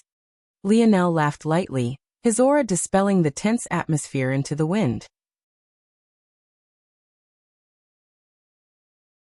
Chapter 1165. Later that day, Lionel sat in silent meditation. He felt that everything about him was running smoother and faster than it ever had before. He could even feel his innate node far more clearly, so clearly, in fact, that he was shocked he hadn't sensed just how special it was before. His innate node wasn't just a source of a special force, it was more accurately the root of one. If Lionel had to describe it, he would say that an innate node was a step beyond a pure force crystal, maybe several steps, even. What this meant was that an innate node wasn't just a store of force, but it also carried with it the natural force arts one might expect to find in a pure force crystal. The difference was that an innate node's natural force arts were not only far more complete, they were far more layered and complex. Though Lionel had never laid eyes on a pure force crystal, at least not yet, he was absolutely certain of this. The depth of his innate force node was so vast that even he had a hard time believing it. He also came to understand that this was where the difference between himself and Elther lay. Elther had access to a force on the same level as Scarlet Star Force in chaotic particle force. The difference was that this was Elther's ability granting him this affinity, whereas Lionel's own was an innate node. Lionel had thought that there wasn't much of a difference originally, just a different road to the same destination. But he realized now that there was a world of difference. Elther would never have access to the same depth of understanding Lionel could gain from his innate node. The world that opened up to Lionel was so large that he was having a hard time deciding where to start. Just to put matters into perspective, from only a cursory glance and look through, Lionel felt that he could build a visualization to aid his path through the fifth dimension, build a completely new magic system, comprehend derivative forces. The possibilities were endless. It felt like he had just been handed the blueprint of a vastly more advanced civilization. And now he could benefit by piecing together all of its mysteries. The change was so great that even Lionel was baffled for just a moment. In the past, he couldn't even send his internal sight near his innate node without it trying to destroy his mind. But now he didn't have to risk his mind at all. It was as though his innate node was directly speaking to him. Destruction. Visit. For a better user experience, Lionel couldn't have expected that releasing his own baggage would open himself up in this way. It was like the weight of Aina had been a blockage. Or, maybe it was just the act of allowing those feelings to shatter that allowed Lionel to ascend his understanding to a new level. Fascinating. Lionel wondered, did Miguel have this same ability? Could he naturally feel what Lionel had? Or were there complications with the process? Lionel wasn't jealous, he was more so curious. Because if one innate node could bring him such benefits, what about another? He already had the little mink who could snatch abilities from others. He could use the silver tablet to wash away the personalities of those abilities, to allow his people to absorb them without backlash. He had the tentacle womb, which he already had an evolution path for. If he also began to accumulate innate nodes as well, Lionel's gaze flickered. Maybe he didn't notice it, or maybe he did. But he didn't even consider what it would take for him to accumulate these innate nodes. Lionel raised a palm, his force flickering and surging. After forming his seventh star, he realized that he had gained the ability to replenish his innate node faster.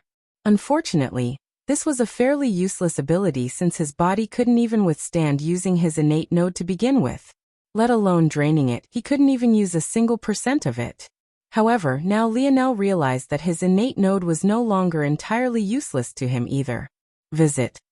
For the best no_vel_read_ing experience, the destructive aura that he had subtly grasped alone made his attacks far more potent than they had been in the past. And now that his senses toward his innate node were even sharper, his destructive aura would only grow. There may very well come a time where Lionel would only have to touch something to make it crumble from the outside in. His presence alone would cause things to disintegrate. Though the effect would be lesser than using Scarlet Star Force, it was a good replacement while he focused on getting his body stronger. The current Lionel sat outside near the pool of the hotel. He was in full view of everyone around him, causing him to be the subject of quite a bit of scrutiny. However, no matter how many times they looked over at him, no one could find anything wrong. Is he really all right? Milan mumbled. The 8 of them, including Lionel's grandmother, were all furious. In fact, many of those who hadn't known the details previously were furious for Lionel as well. However, with the man himself acting as though nothing had happened, what were they supposed to do exactly? You know Lionel, when he cuts something off, he doesn't even look back. Joel said lightly. Raj snorted. Good. It would be embarrassing if I had a harem and Leo didn't. This is the way it should be. He needs at least 3 wives and 12 concubines. I won't let him stop until he has at least that many. Our boy is about to have an elite fuckboy arc. The women of the group looked toward Raj with disdain, but they refrained from saying anything since it was clear that he was just sticking up for Lionel. However, Raj didn't seem ready to let it go. Visit. For the best no_vel_read_ng experience. What are you all looking at? All you women are the same. How many men are you going to turn into the monsters you complain about before you realize that why you are the problem? Joyce suddenly snapped, her fists lighting with force. Are you trying to fight it out, you sack of shit? Oh my, I'm so scared. Raj rolled his eyes. Come bite me. I can't for the life of me imagine why you're called the fairer sex. You're all little demons in skimpy clothing. You ever think that maybe the reason you're all so attracted to the hard exterior of a man is because you're all just as hard on the inside? Come on, come fight me then. At least in this kind of world you actually stand a chance. Joyce was so furious, she couldn't even put her anger into words. Joel and the others felt a headache coming along. They knew the reason Raj was acting like this wasn't just related to Lionel. At that moment, though, Joel's brows suddenly furrowed, a message entering his ears. Joel immediately looked up to Lionel. He knew how sharp Lionel's senses were. There was no way he would miss such a thing. However, he didn't react in the slightest. It was either he was distracted by something, or he simply didn't care. Considering who it was, Joel had the feeling it was the latter. A few of you come with me? Joel said lightly before going off. Visit. For a better _user experience. Chapter 1166. An odd silence reigned over the atmosphere in a forest just on the outskirts of a Luxnick city. Joel, Franco and Alan stood across from Yuri and Savon, the latter two wearing nervous, fidgeting expressions. In truth, Joel was quite surprised that Yuri had managed to contact them from so far away. It had taken several hours just to get here. If not for Joel being pretty level-headed, he wouldn't have even deemed to come. But for matters related to Lionel, he was still willing to go so far. That said, it made sense. This was Planet Luxnix, not Planet Viola. Plus, the status of these two was ties to Miel and Aina, so even if it was Planet Viola, it wasn't like they could move about as freely as they wanted. Due to these reasons, they had no choice but to contact Joel and the others from so far away. The surprising part, though, was that Yuri was actually able to accomplish such a thing. It made Joel take her just that bit more seriously. Where is Lionel? Yuri finally asked, somewhat unwilling to meet their gazes. In fact, much of her fidgeting was because she was trying to see if Lionel was coming or not. Yuri had left a small tag on Joel's soul force the last time they met, but she had never been able to do the same with Lionel. So she had contacted Joel, hoping to contact Lionel through him. But Joel didn't seem to have come with Lionel at all.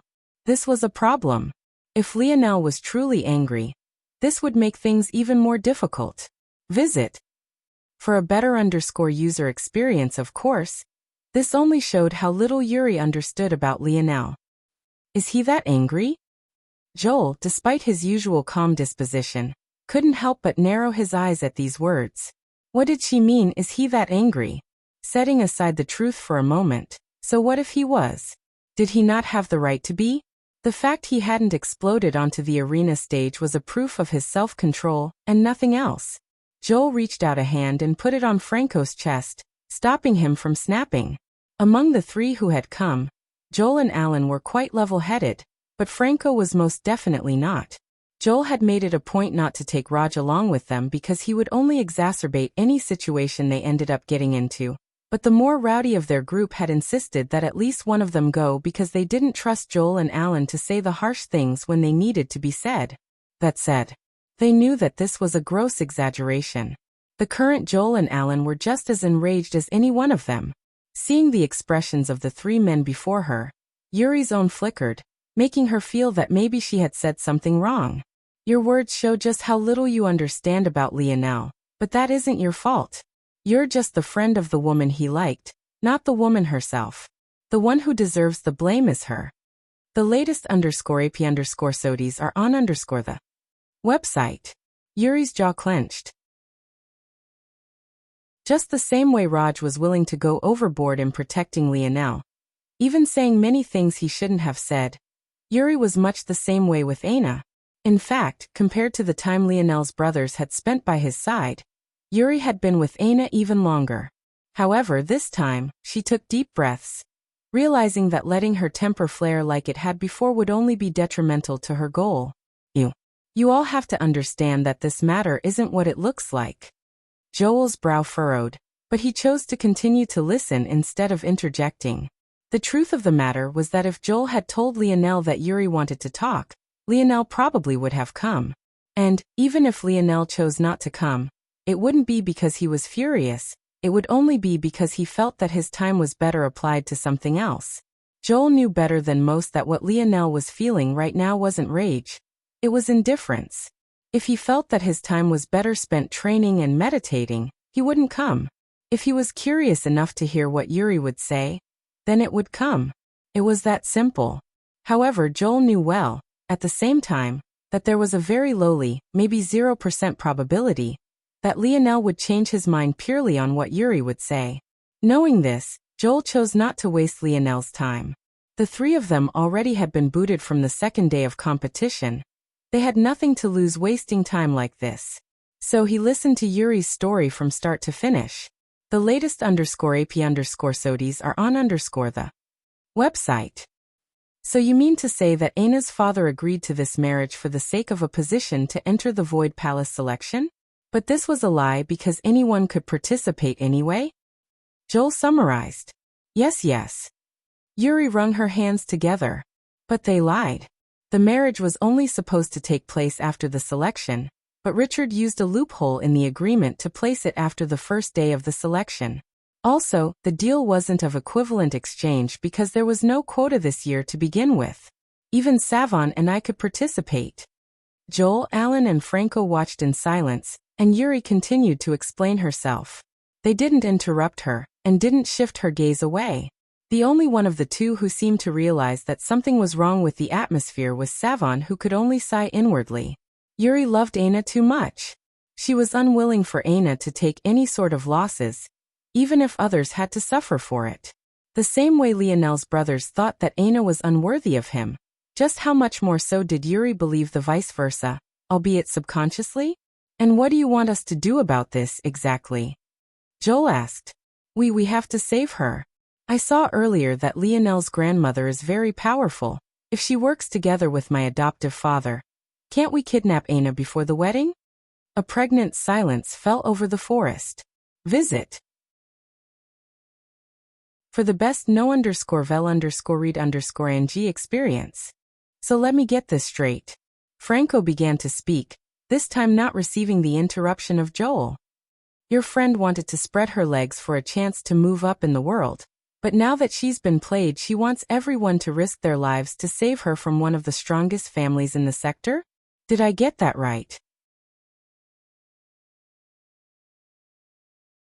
Chapter 1167. Yuri was stunned for a moment before she suddenly imploded. What the hell did you just say? Bang. A violent invisible force shot out in all directions.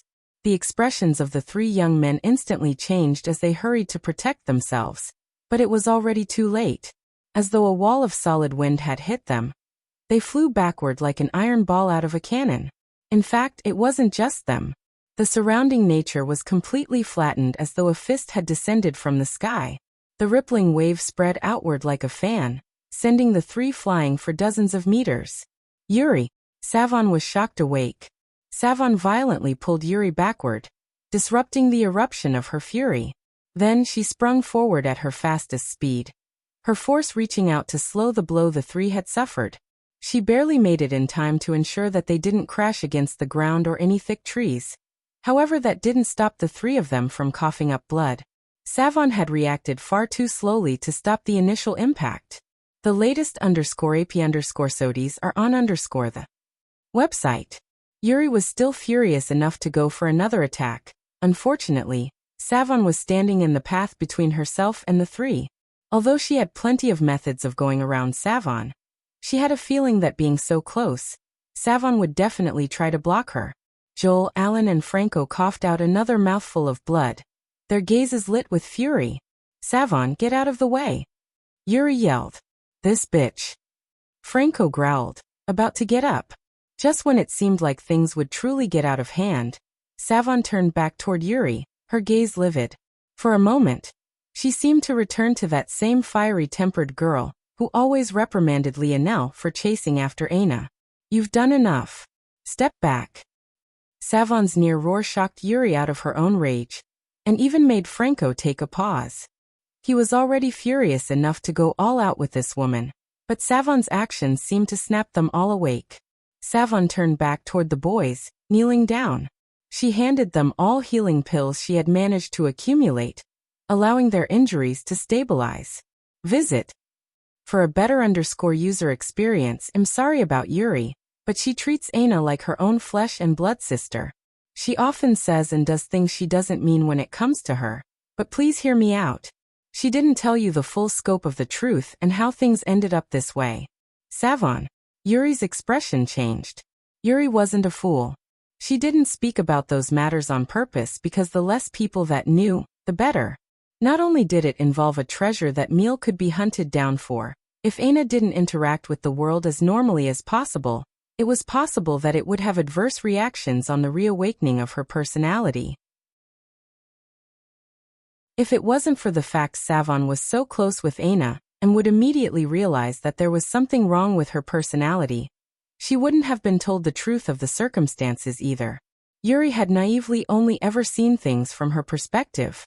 In her mind, Aina was perfect and everyone should treat her as such, not to mention care about her well-being just as much as she did. So, she had never considered telling them the full story because she didn't think it was necessary. Wasn't what she had said enough? Wasn't it clear as day that Aina had been wronged? Then how could they possibly act like it wasn't a big deal? How could they say such cruel words? What Yuri couldn't wrap her head around was something that Savon understood almost too intimately. It could be said that of all the people who understood best how Lionel felt right now, Savon was at the top of the list. Unlike Yuri, Savon had been thrust into this world just like Lionel had, forced to scratch and claw for everything and even barely surviving her first zone. And just like Lionel, she had walked out to find her best friend of 4 years with her bloodied arm through a human's chest. That event had caused Savon to become estranged from Yuri and Aina. And yet, instead of trying to bring her back into the fold and support her in the moment she needed it the most, they both left her. Visit. For a better user experience, Aina left to go off on her adventures with Lionel, and Yuri only ever truly cared about Aina's well-being, not considering Savon very much at all. If Savon hadn't felt the need to step in during the argument between Lionel's brothers and Aina, maybe they would have all remained estranged for a lifetime. And what had happened after that? Well, the broken and fragile Aina collapsed in her arms, sobbing and crying her worries away, pining over a man she herself had chosen to leave. She brought Savon out like a crutch, even dragging her to this sixth-dimensional world, so she could continue to be used. When Aina hadn't needed Savon anymore, she was fine with ignoring her existence.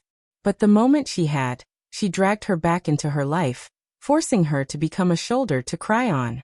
Did Savon understand that Aina was a broken person? Yes. Did she understand that it wasn't entirely Aina's fault? Yes. Did she blame Aina and hate her like another might? No. However, none of this changed the fact that it hurt. No one ever considered her thoughts and her feelings.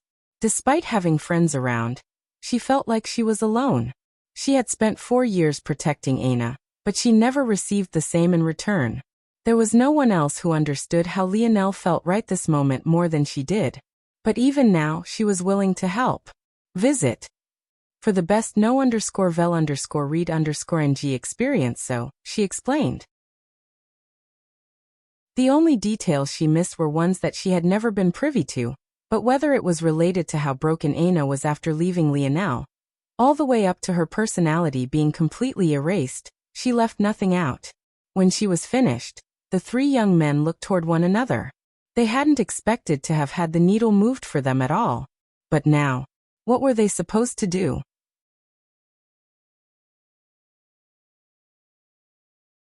Chapter 1168. Joel took a deep breath.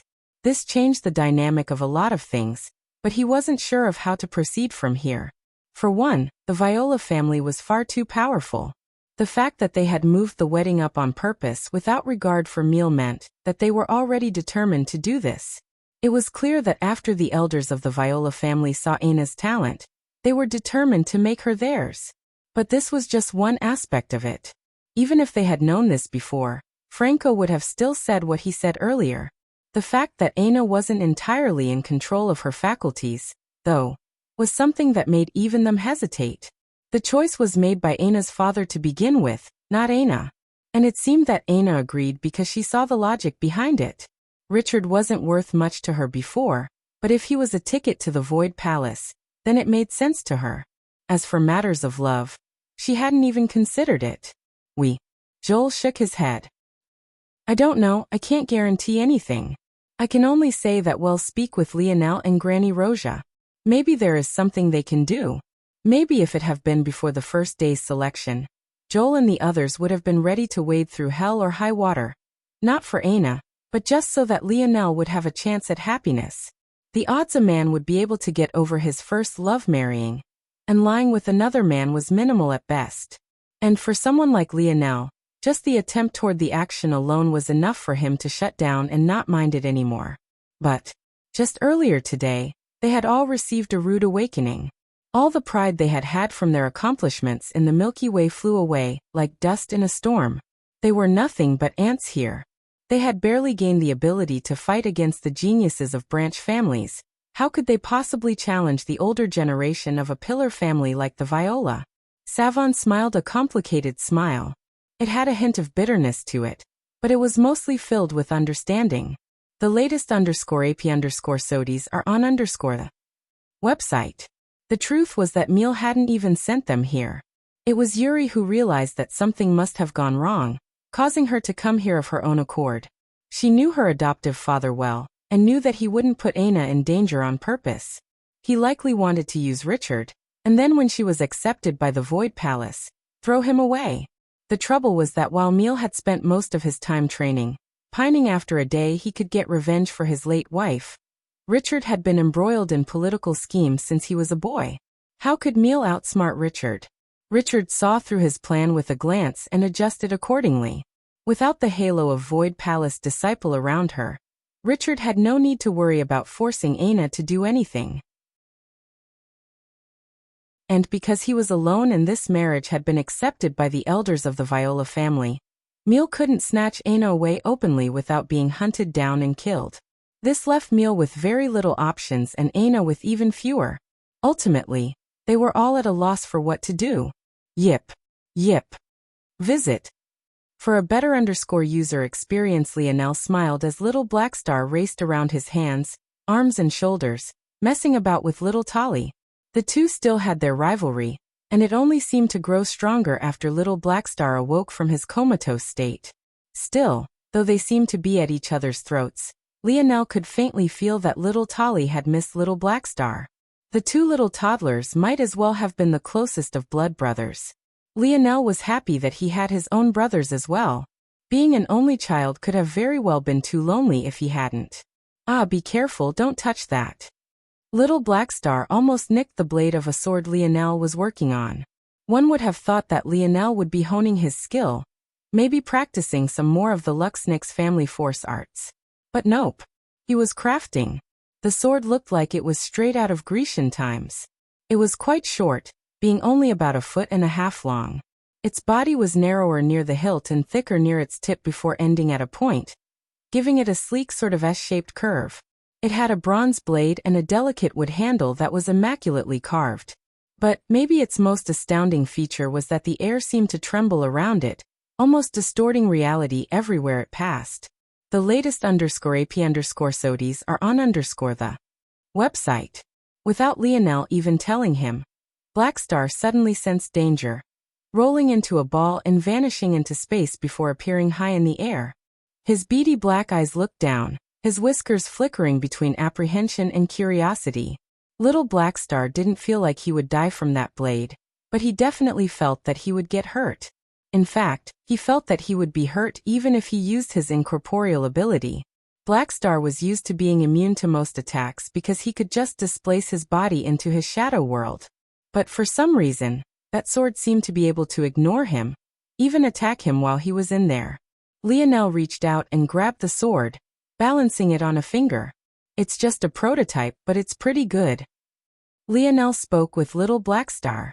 If I made weapons like this, it would be good. The problem is that this sort of blade can only last one battle before its own destructive capability eats away at the metal it was made from. A shame. I'm not sure if I could fix that, it would take quite some research.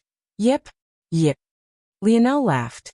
I can make you some claw gauntlets like this if you want. But they would probably have the same issue.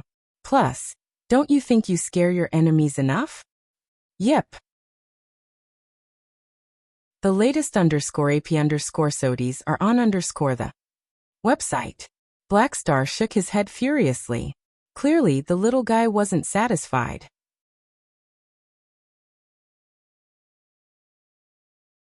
Chapter 1169. Lionel laughed again, flicking his finger and sending the sword spiraling upward.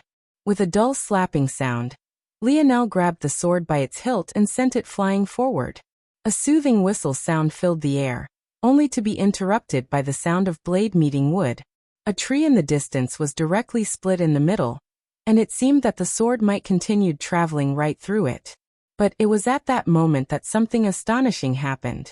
As though it had been burnt from the inside out, the tree crumbled into a pile of ash, collapsing to the ground in a heap.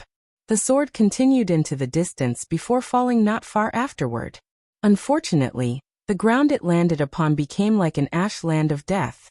The greenery withered, the rich soil turned to harsh granules, and a crater formed and collapsed, the weakened ground falling in on itself. Lionel whistled, the result being slightly more exaggerated than even he expected. Of course, this weapon was the result of Lionel applying what he had grasped from his innate node.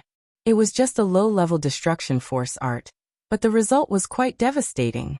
Though that was just a normal tree and ground, and the crater wasn't very large, barely 0.5 meter in radius, they were both still tempered by a sixth-dimensional world even if they weren't anything special.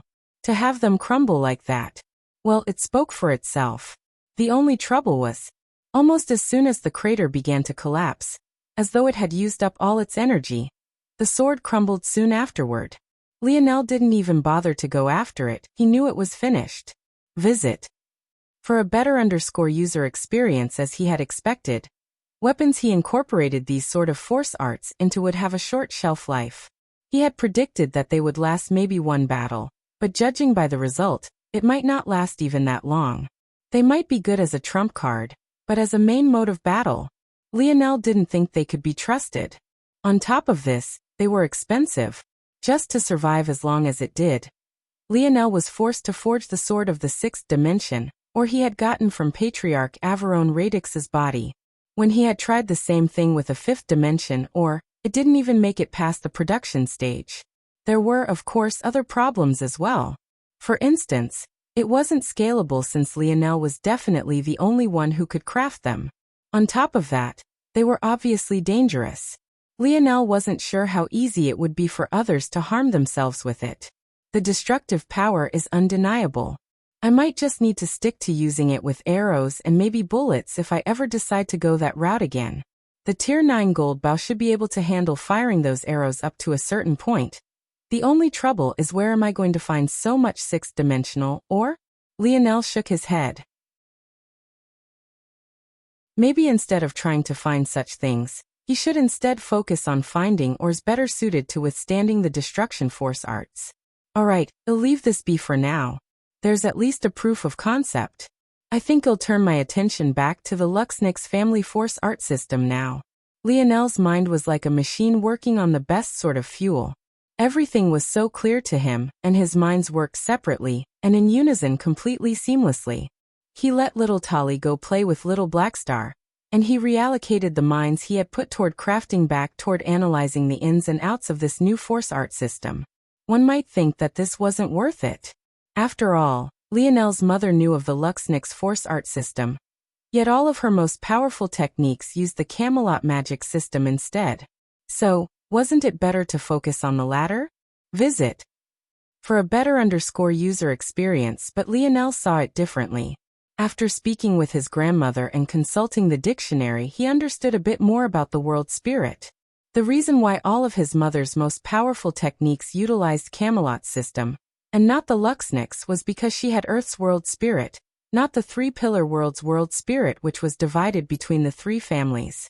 Simply put, his mother had perfectly grasped Camelot's magic system without even trying to its greatest depths.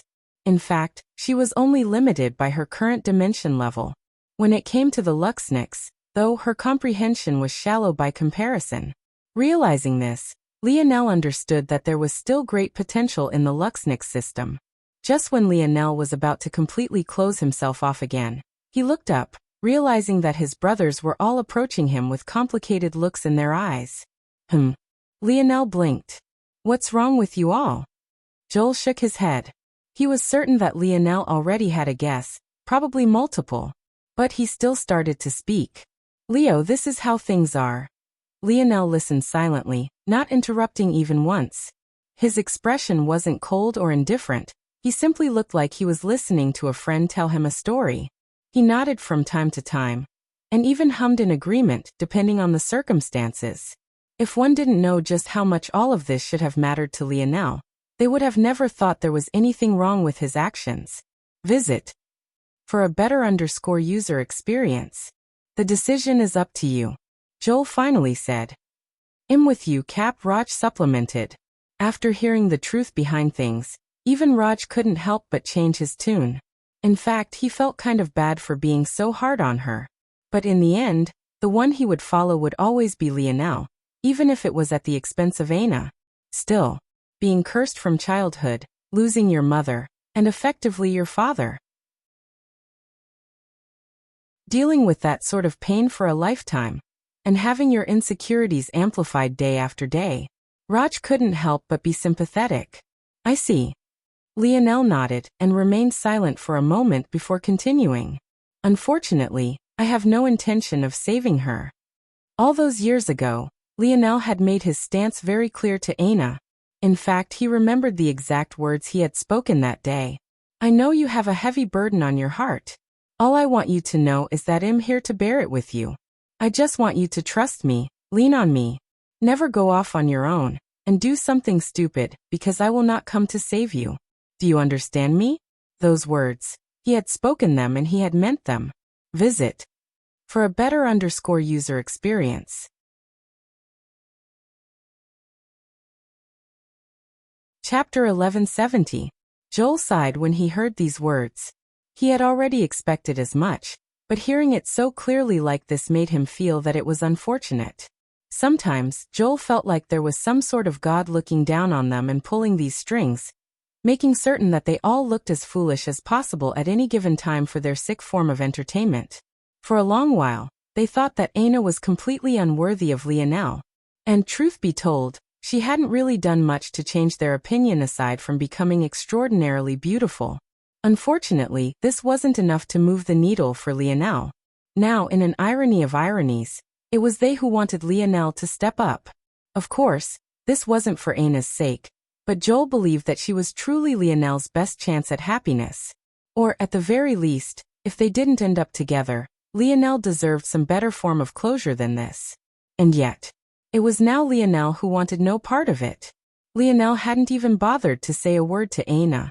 They weren't face to face when she left, and he didn't even look in her direction after hearing Richard's announcement.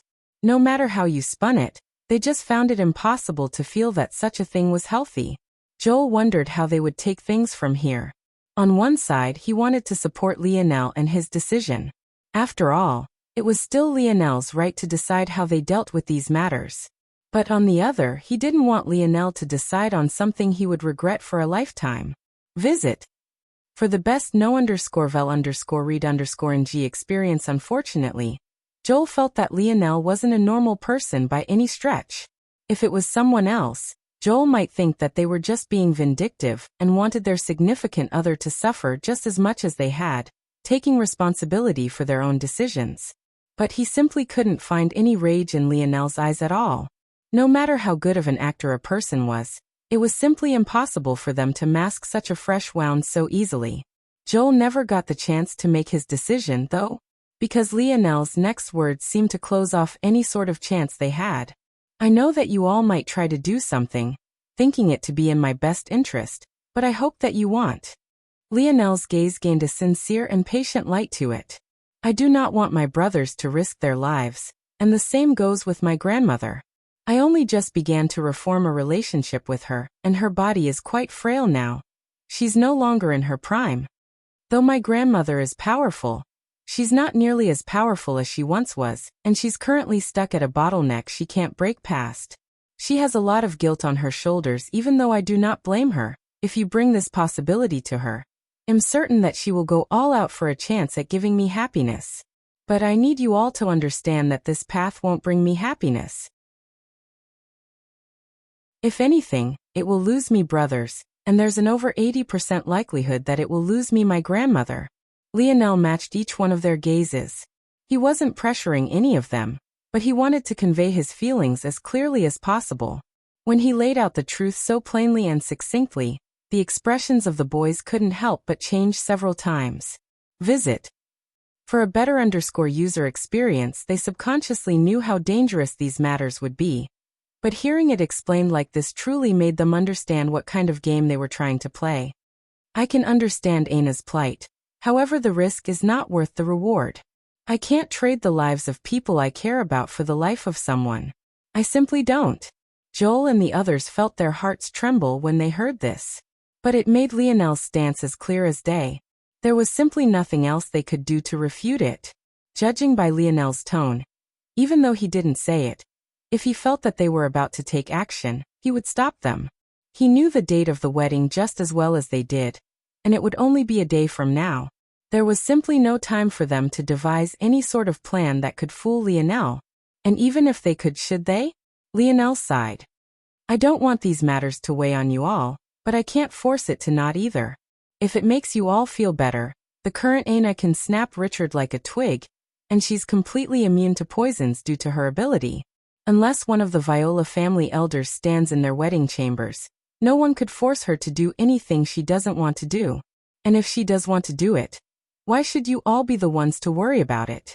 Just focus on your training. We have much bigger things to worry about and much bigger goals in mind. The 8 looked toward one another and nodded. Maybe this was the best way to look at things. Visit. For a better user experience, they alone didn't have the strength to even think of challenging the Viola. And they had no right to put Lionel's grandmother in danger when he explicitly asked them not to. How would they even face Lionel if they came back with Aina, but his grandmother was dead? What if he cut them off just like he had James? In the end, there was nothing they could do. The hours continued to tick by. Lionel spent a few moments relaxing with his brothers, mostly at their insistence, before he returned to refining his comprehension of the Luxnix Force art system. While part of his mind was on this, another part was on something completely different, though. Her father had something capable of erasing her personality, huh? Sparks flew within Lionel's dreamscape. Visit. For the best no_vel_read_ng experience, 73% probability that it is another tablet based on currently available information. So, how do I get my hands on it?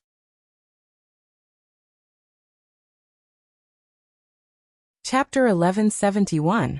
Lionel could think of a few plans, but judging by the fact that Anna's father was definitely well into the sixth dimension, he would have to be choosy with which one he approached things with. I also have to consider the possibility that her father is also aware of my own silver tablet. When Lionel was in a relationship with Anna, he didn't hide anything from her. That included the existence of the silver tablet. Not only did Anna know of it, but she was also well aware of all its abilities and even the details on how Lionel ended up with it. Savon also mentioned that it was a bronze tablet. Is there a difference in strength with the color? It's possible, but there aren't enough data points. It could also be related to the type of power it has instead rather than anything else. But if they both have the ability to wipe personalities, maybe not. The easiest method was maybe to force Miel to exchange the tablet for saving Anna. This may work. I wouldn't even have to save her, I would only need to stall the wedding. Judging by how things are going, the Viola are likely invested in Anna's talent. That means that regardless of who her husband ends up being, their main goal is to ensure that she remains within their family. Because of how close the event days are, if I sneak into the Viola family compound and kill Richard, the Viola would have no choice but to postpone the wedding. The optics of forcing a woman to marry someone else right after their fiancé died would be terrible. The latest _AP_SODIES are on the website. Of course, there's also the chance the Viola wouldn't care. But even then they would still need to wait a day or two. By then, the second day of the selection would begin. Anna would have to participate, so there would be opportunity for her father to snatch her away and bring her to safety. This was the first plan Lionel thought of, but there were a few issues. For one, if it was so easy to get to Richard and kill him, Miel would have probably done so personally already. However, the reason Lionel thought it was still possible was because the Viola family was well aware that they had offended Miel. They would always be on guard against him. The other problem was how Lionel would sneak in to begin with. Yuri and Savon were probably having their movements monitored by now. In fact, if the Viola were smart, they would already know everything about their movements to begin with. They definitely know that Yuri and Savon contacted Joel, and the others. That would put them even more on guard, and makes things even more difficult. Seems like it's not worth it. The risk-to-reward ratio wasn't there. Lionel refused to put his grandmother's life in danger, which meant he would have to do it himself. And though he was confident, he wasn't foolish. Not only was there a high likelihood he would die while the Viola were on alert, but the reward in return was likely not to be worth it. If the bronze tablet was just a weaker replica of his silver tablet, he would gain nothing from this. Visit. For the best no_vel_read_ing experience in that case, we need to minimize the risk more. Anna's father should be present during the second and third days of the selection. I think I can modify a force art technique of the Luxnix into a perfect tracker. By then, I can just deal with him and take the tablet away when I'm strong enough. It probably won't take long. Lionel's force surged, forming delicate tendrils. Soon, a spider the size of a fingernail appeared on his palm. It scurried around under his control before touching Lionel's spatial ring and vanishing within it. Lionel closed his eyes and made some quick calculations. Several problems need to be fixed. First, I'll modify the shell of the spider. It needs to be more transparent to the point where any light that touches it goes right through. Alright, I'll adjust this point here. Though it won't be perfectly invisible, it won't be a problem under my control.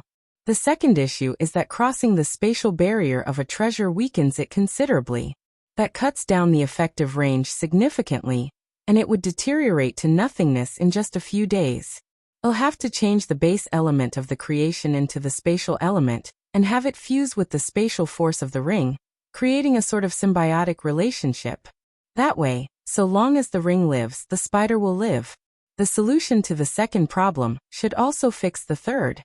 So long as the spider and ring become one, the ring itself will become a beacon and signal only I can see and hear. Perfect. Lionel sat in silence for several moments, his calculations finishing in rapid succession.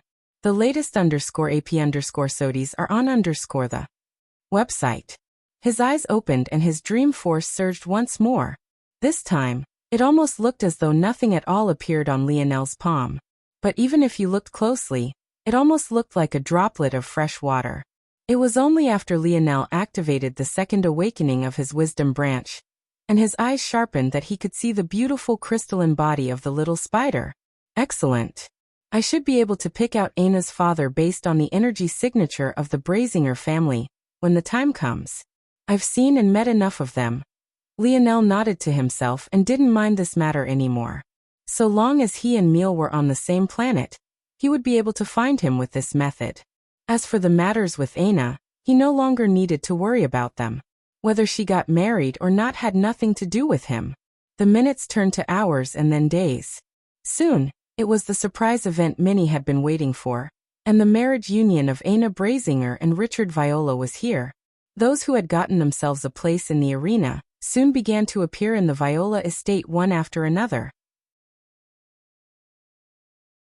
If it wasn't for the fact that many other sectors were also having their selections now, they would have likely sent representatives of their own as well. The grand event was beginning.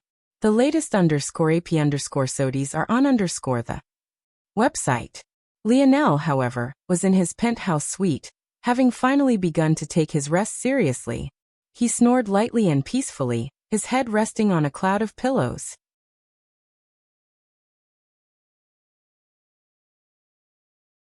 Chapter 1172.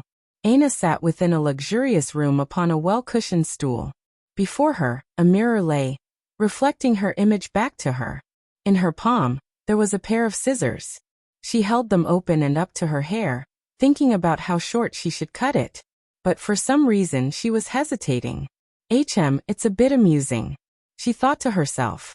If I really was a vampire, I wouldn't have a reflection at all, now would I? It was a completely random and almost painfully childish thought. Ever since she woke from her sleep, Aina had found her long hair very annoying. She couldn't use it to attack like some other people with weird abilities, and she always had to compensate for it in battle, so that her opponent couldn't take advantage. She couldn't for the life of her understand why she had allowed it to get so long. What was especially frustrating was that every time she entered her peak battle state, her vitality would be stimulated, and it would grow even longer. By then, she would have to trim the ends just to make sure she wasn't sweeping the ground with her every step. My facial structure is pretty good. I could probably pull off going completely bald. As Aina was lost in thought, she heard the sound of footsteps and her door clicking open. She lowered the scissors in her hand, forgetting her original purpose as she met the gaze of the person who had entered through the mirror. The current Yuri was red and puffy-eyed. She didn't look like she had gotten an ounce of sleep, but for someone as powerful as her, missing out on a single night's rest shouldn't have been enough to put her in such a state. Visit. For a better user experience, as though she had to sneak around, she carefully closed the door behind her and locked it soon afterward. Her chest beat so wildly that it seemed that her heart might fly from her chest. Aina. Yuri's voice almost carried with it a pleading tone. Looking at her friend, no, her sister of so long, she felt as though someone was stabbing her through the heart repeatedly. The current Aina looked as beautiful as an angel. The custom of white wedding dresses of earth wasn't shared here, but none of that stopped her from shining like she was her own star. She wore a dress of violet that wrapped around her proud peaks tightly before falling somewhat loosely down her hips and legs. Her delicate shoulders were adorned by a silk shawl embroidered with patterns of purple blooming flowers, and her forehead wore a minimalistic crown of gold. Her hair was meant to be done up with a very special hairpin reserved for the ladies of the Viola family, who shared similarly high status.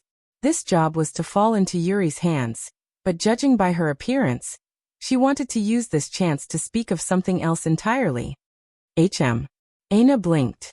Her gaze looked Yuri up and down, seemingly trying to analyze something. The latest _AP_SODIs are on the website. You can't go through with this. Aina's head tilted. Didn't we already have this conversation yesterday? Why are we having it again? Hearing such a response, Yuri felt like banging her head against a wall. She knew that she shouldn't be doing this. She should be allowing Aina to stumble and fall on her own, just like one would in real life. Only this way would she be able to rebuild her personality the way it had been before. But Yuri just couldn't accept this. Aina was her treasure. The one person she respected to the depths of her soul. Maybe even more than her own adoptive father. She had watched Aina go through so much as nothing more than a little girl. She couldn't stand the idea of her image and sense of self being tainted in this way. Plus, who went through life without receiving any sort of advice? Emil knew of the danger of Aina not reawakening to her true self soon enough. So he took a hands-off approach, trying to expedite Aina's growth by allowing her to maneuver through situations alone. But then hadn't he been forced to step in due to the Void Palace anyway? Everything was a mess. Everyone seemed to be trying to do their best with what they were given, but life and circumstances kept forcing them to trip and fall. Aina, Yuri said with more urgency. If she couldn't get Aina to agree, any sort of escape plan was meaningless. If the person in question didn't cooperate, any small chance they had was nil. Visit. For a better user experience, the truth was that Yuri knew it was helpless.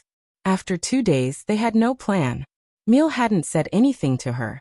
She had contacted Joel again only to learn that Lionel had refused. And now there was no one but her and Savon. In fact, if it wasn't for Savon stalling the other maids, she wouldn't even be able to be here to speak to Aina alone and give it one more try.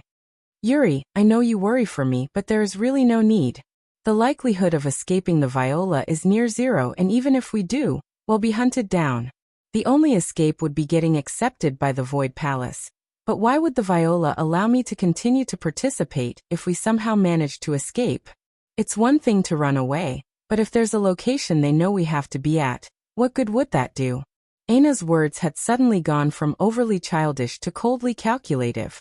Yuri grit her teeth. At least do what I asked and speak to Lionel through me. If you have his grandmother's help, there'll be little the Void Palace can do to stop you from participating. Aina looked toward Yuri as though she was looking at a naive little baby. Didn't you see how the Luxniks treated them? If Richard asks a favor of the Luxniks, do you think she could stop the combined might of the Luxniks and Viola all on her own? Plus, I've already said I won't contact him. Why not? Yuri completely lost her cool, unable to hold it back any longer. This isn't the time for pride. This is your life we're talking about. Visit. For a better user experience, Aina shook her head. Because he's a man of his word. He said he wouldn't come, so he won't come. Yuri felt that all her air had been forcefully pulled out from her body as she fell to the floor.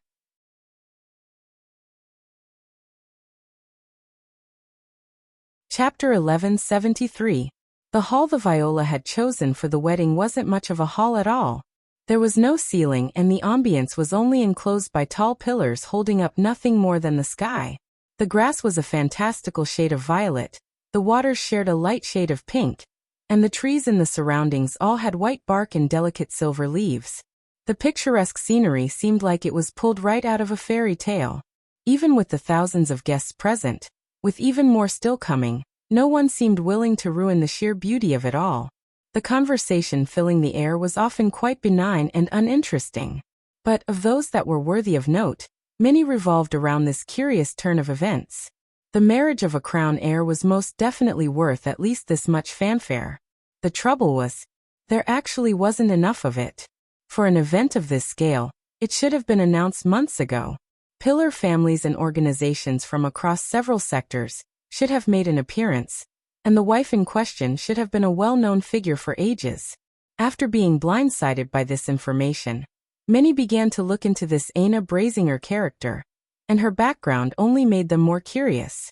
She was the daughter of a vassal of the family, but it wasn't an eternal vassal, but rather a first-generation one.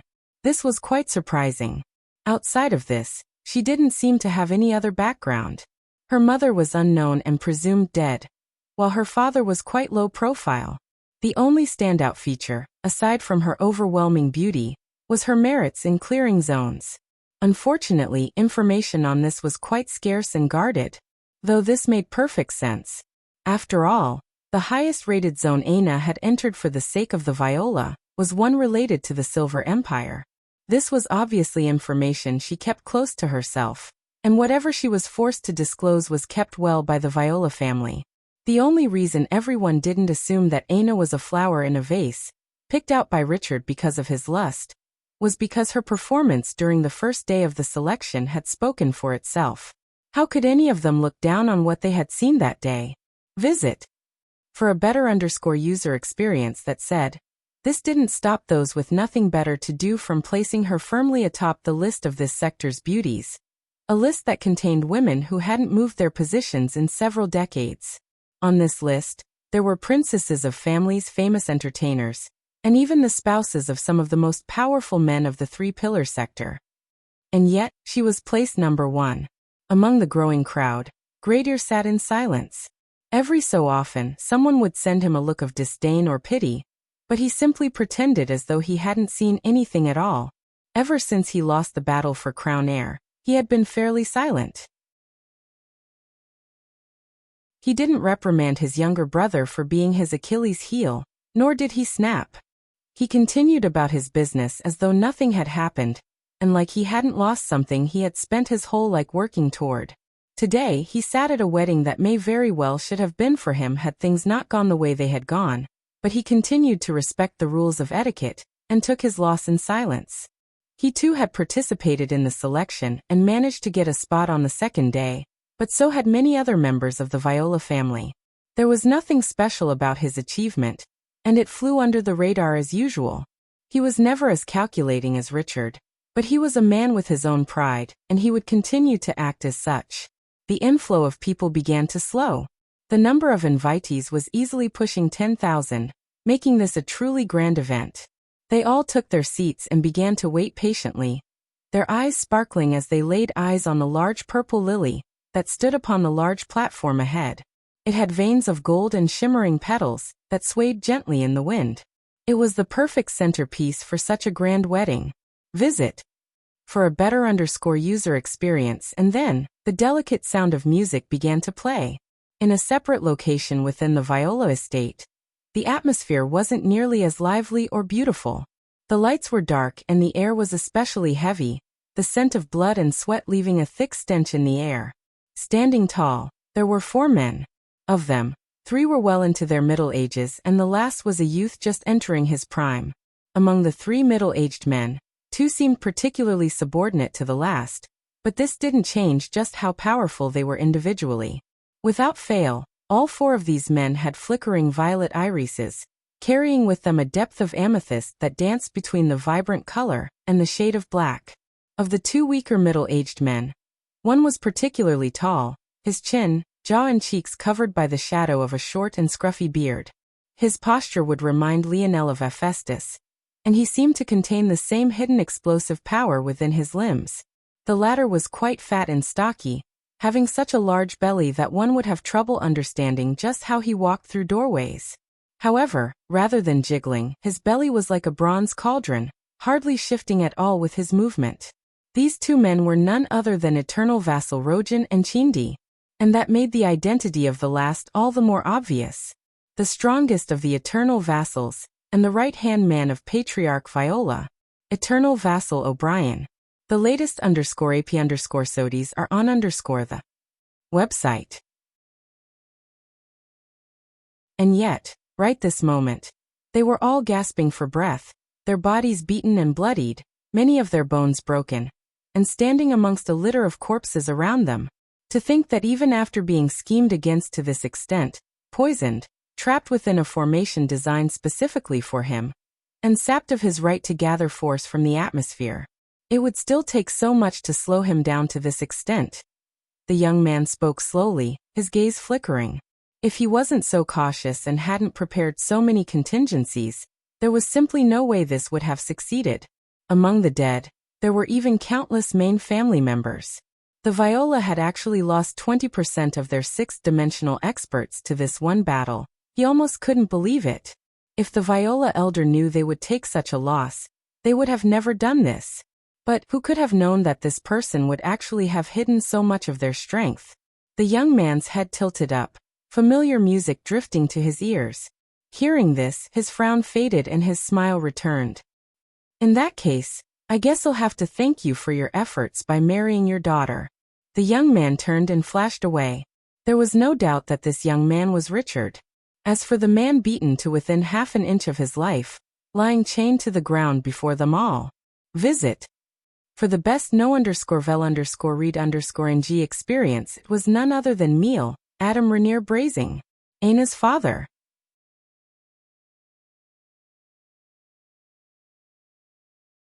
Chapter 1174. The music drifted throughout the Viola estate. Yuri, who had barely cobbled her emotions back together, found herself crying once more. It was like the beautiful sound of plucking strings and warm horns was instead the call of death to her ears. Her fingers trembled as she tried to delicately form the strands of Ana's hair. Step by step, her long hair became an elaborate bun. If it wasn't for how blurry Yuri's vision was, she would probably think it was really beautiful. Luckily, she still had her internal sight to rely on, or else she would be a true mess. As steadily as she could, she placed the ornament of Viola family women atop Ana's hair, completing her hairdo. This dress is a bit uncomfortable. It would be easiest if there was at least one slit down the leg. Ana spoke to herself, having long since realized that Yuri was beyond saving. If this was a life or death situation, she might just have to leave her behind completely. The childish and out-of-place thoughts in Ana's head didn't seem to stop. She hadn't made any sort of progress at all. Yuri pulled away, trying hard to control her breathing. At that moment, there was a light clicking noise as the doors opened once again. Yuri's head snapped back like a frightened kitten. But when she saw that it was Savon, the rock on her chest instead got heavier than lighter. It suddenly hit her that the opportunity Savon had gotten for her was wasted once again. She hadn't been able to budge Ana at all. Savon, seeing Yuri's pale, tear-streaked face, sighed, realizing the truth without having to hear it explained to her. Deflated, Yuri collapsed onto a nearby couch. Soon, the maid Savon had distracted would likely come back. And with the music playing, it likely wouldn't be more than 5 minutes before Richard was here to truly begin things.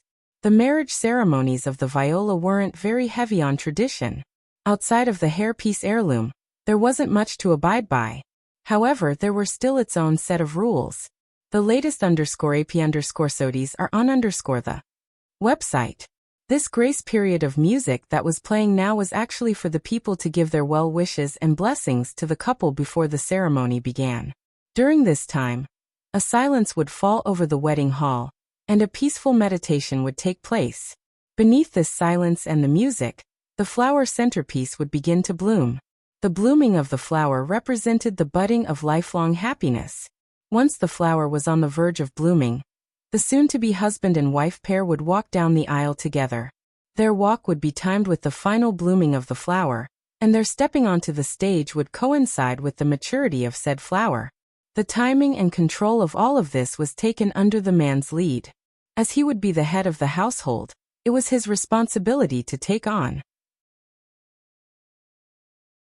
The better timing the husband had, the stronger his leadership skills and the more blessings the flower would bestow upon their union. Of course, Richard would never ruin the timing of his own wedding, so there was no way that he would be late. And even if he was, no one was naive enough to believe that the Viola didn't have their own methods of making sure that this tradition of theirs was followed to the greatest degree possible.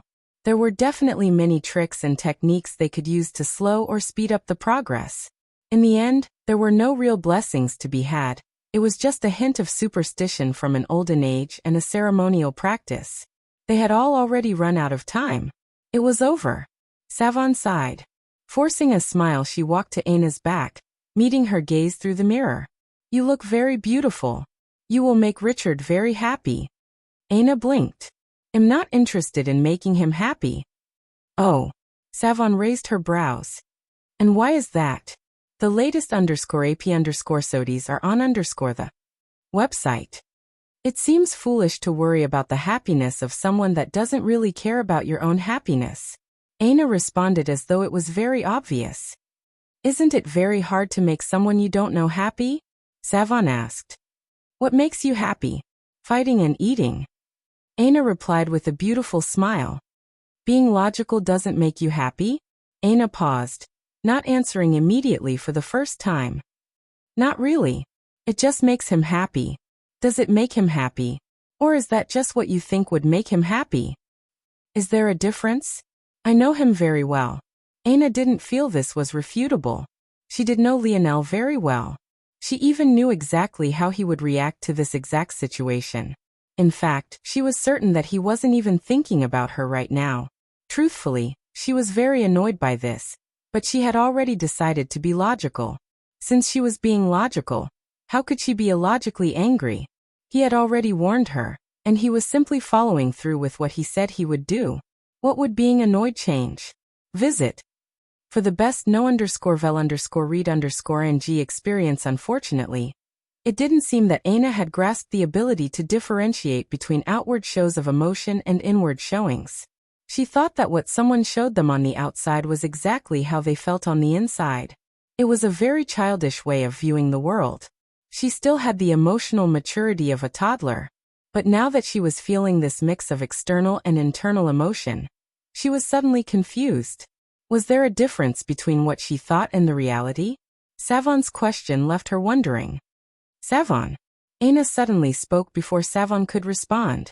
Yes. I have been very, selfish. Yes, selfish to you, right? But you are still here. Is it because you lack backbone? Savon was stunned by these words. She wasn't sure whether she should be angry, sad, or enraged. She managed to calm herself down, but shuddered when she met Aina's gaze again. Was that a bad question? Did it make you angry? I'm sorry. Savon was stunned again. That was the first time Aina had ever apologized since she lost her personality. The latest _AP_SODIes are on the website. Unfortunately, Savon never got the chance to respond. At that moment, the doors opened much more forcefully than they had before. And this time it was Richard standing on the other side.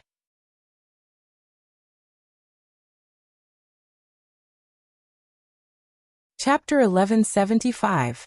Richard looked nothing like a man who had just been standing at the scene of a bloody crime. His robes were a deep violet, almost black, embroidered by a deep dark gold color. On his lapel, the symbol of the viola sat, intertwining in flowers and vines, while his tall collars were embroidered with twin-horned dragons. When this sort of outfit was matched with his noble disposition, his cascading black hair and his deep violet eyes, he gave off the feeling of a refined, handsome and confident gentleman. Richard had a light smile on his face, but it froze somewhat when he saw the crying Yuri. He couldn't have something like this ruining his wedding. Judging by the situation, it seems it would be best if the two of you just stayed here. Originally, Richard didn't find there to be any problem with allowing Yuri and Savon to attend. A wife without friends would raise more questions than answers. It was already odd enough that Aina had no family background to speak of. However, if he had to choose between that small oddity and Yuri leaking tears, it was obvious which he would choose. Yuri immediately wanted to protest, but Richard had already snapped his fingers. Several of the maids, one of whom had six-dimensional strength, came forward. Seeing such a scene, Richard couldn't help but feel a bit of heartache. It was a good thing that the three-pillar galaxy had been at peace for a very long time now, or else the Viola family might very well fall due to this choice of theirs.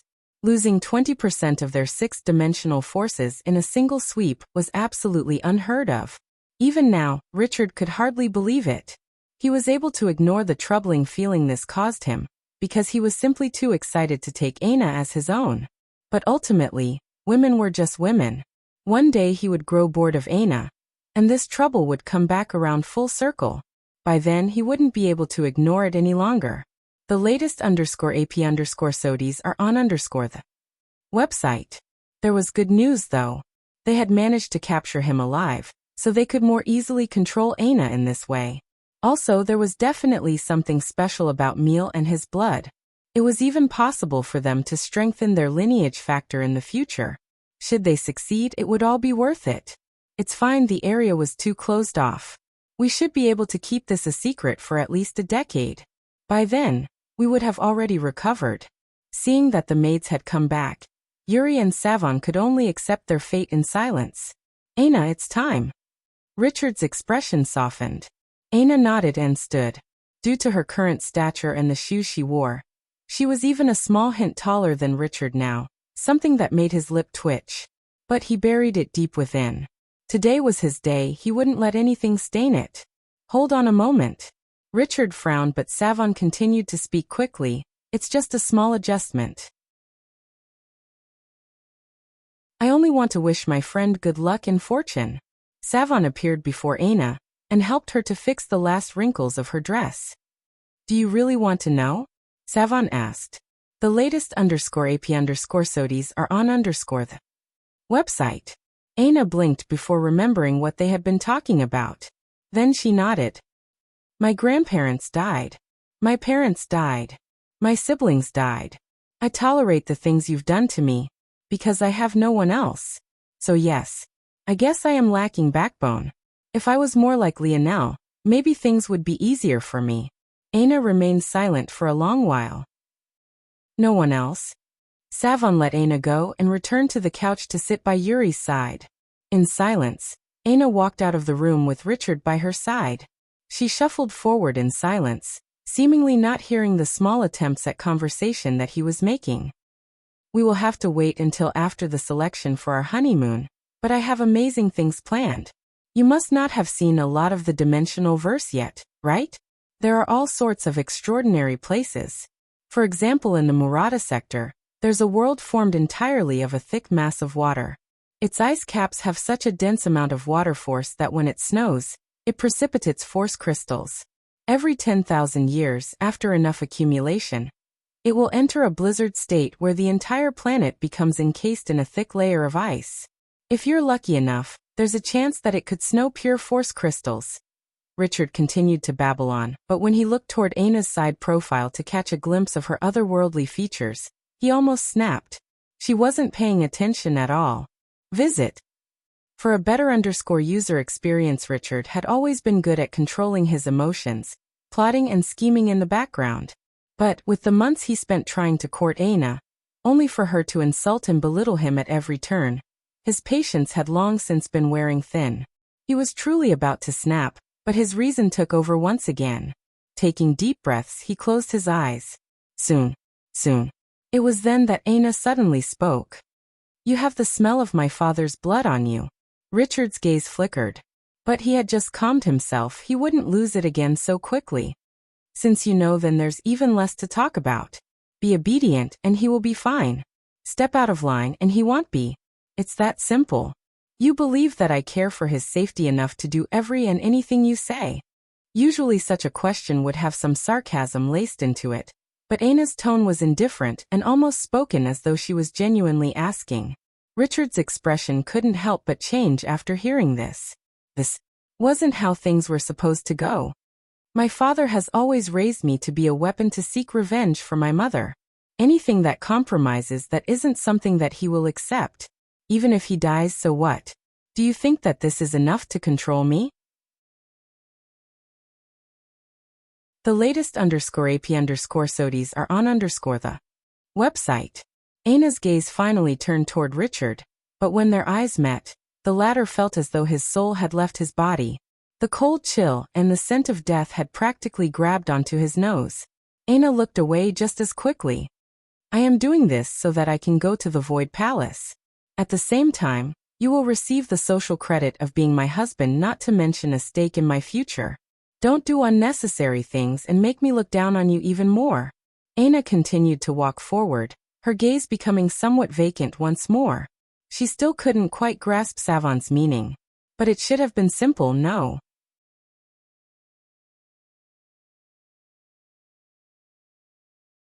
Chapter 1176. Richard stood almost frozen. Had he just lost 20% of his sixth-dimensional experts? For no reason? Aina's mind wandered. This time, she didn't need to hide how she was feeling. It was surprisingly easy for her to separate out emotion and logic when it came to her father. Of course, she lacked the emotional maturity to truly understand why that was. It could have been because her father had always encouraged her to do so. It could be because her father simply didn't mean as much to her as he should have.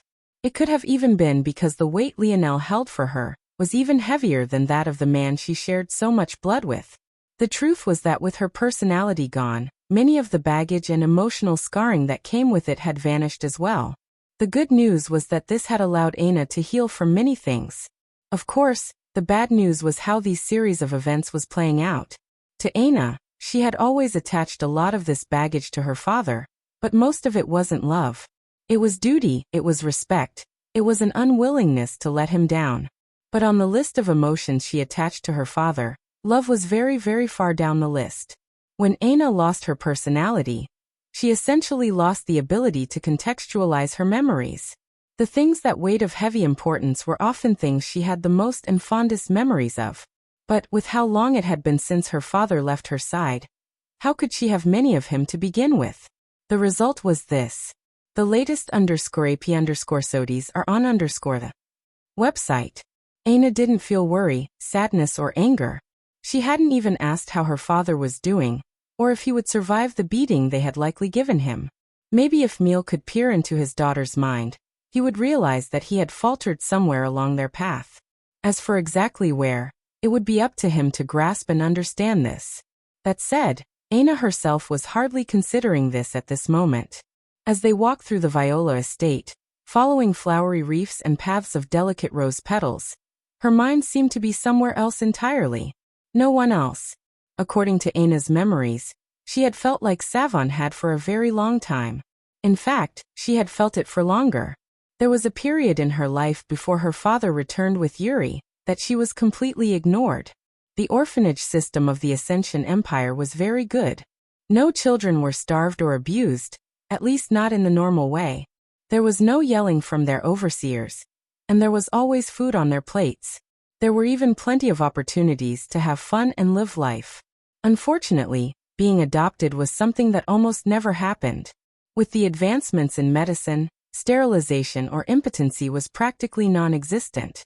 Even in the people that it did, the treatments were fast, affordable and easily administered, as was most healthcare beneath Emperor Fox rule. Visit for the best no_vel_read_ng experience. Of course, there were still kind-hearted couples, not to mention same-sex couples, who had it within them to help or start families for themselves. But each of these had hurdles of their own. In the case of same-sex couples, the options for surrogacy and sperm donation was so high-class that many would choose to have their own children anyway. Surrogacy didn't even need a living human anymore, and would only need an egg donor, while the gene analysis exam ensured that any and everything was known about the sperm and egg donors. Then there were the kind-hearted couples, heterosexual or otherwise, who thought to adopt as a good deed to society.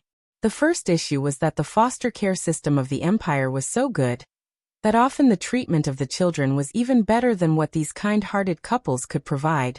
So much of the incentive one might have was not there. Then there came the issue of class disparity. Those on the surface of Earth were often too busy trying to maintain their status into the future generations to worry about adopting, while those on Paradise Islands often lacked the resources to even begin the process. Then there was the biggest and largest issues. The fees that came with adopting a child depending on their gene analysis exam varied wildly. The more talented the child, the more expensive it was, to the point where even many nobles couldn't or refused to afford it. This was done on purpose by Emperor Fox. Children wouldn't understand the underlying system. All they would understand is that their government cared for them since they were children when their parents couldn't, and even when no one else wanted them. With her 5-star evaluation, Aina was doomed to never be placed with a family. Every time she made connections with a new friend, they might be adopted the next day, leaving her alone again. The latest _AP_SODIES are on the website. She closed herself off and focused entirely on her training. She had no one else but herself, until her father returned with Yuri, giving her a sister and confidant that she had always wanted. But her father didn't spend any time with her, leaving her soon afterward to vanish toward parts unknown. But Yuri never truly treated her like a sister. To Yuri, she was more like a master to serve and cater to. She took care of all of Aina's needs, but it just wasn't the same. Aina knew it wasn't Yuri's fault. Aina was human, but Yuri wasn't. The way the latter viewed and interacted with the world was very different. Unfortunately, due to the way Yuri was, Aina ironically felt even more isolated from the world than before, even more alone. The world was repetitive and the same in those days. Rise, go to school, study, train, eat, sleep, and repeat. Until that is, she finally reached the end of the foster care program and was allowed to go to high school along with everyone else. Visit. For the best know_vel_read_ng experience, it was there she met two people that changed her life. Lionel and Savon.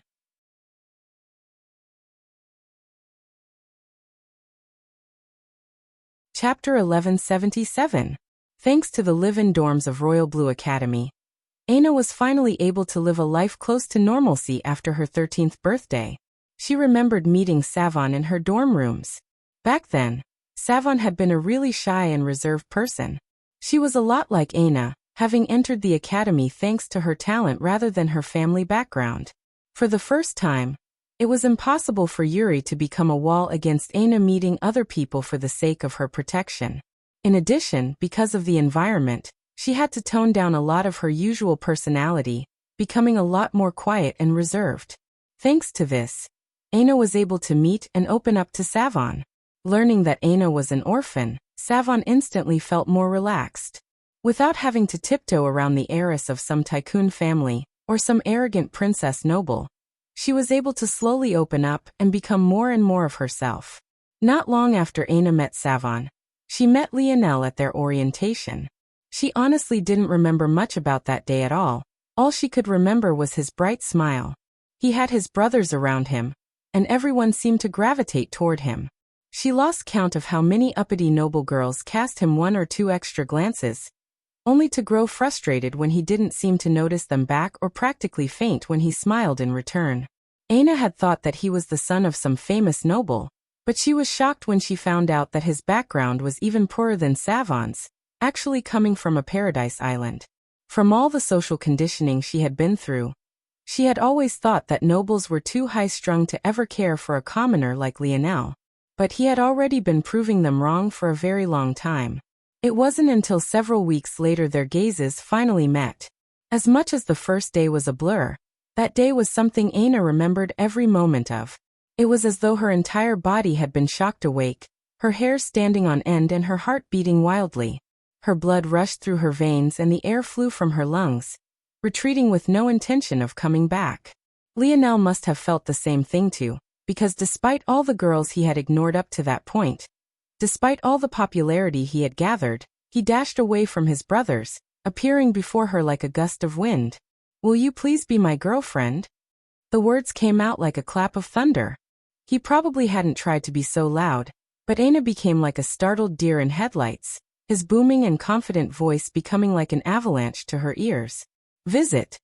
For the best know_vel_read_ng experience before she realized what was happening, she Aina Brazinger, someone who had never been embarrassed or shy a day in her life, rushed off as fast as her legs could carry her.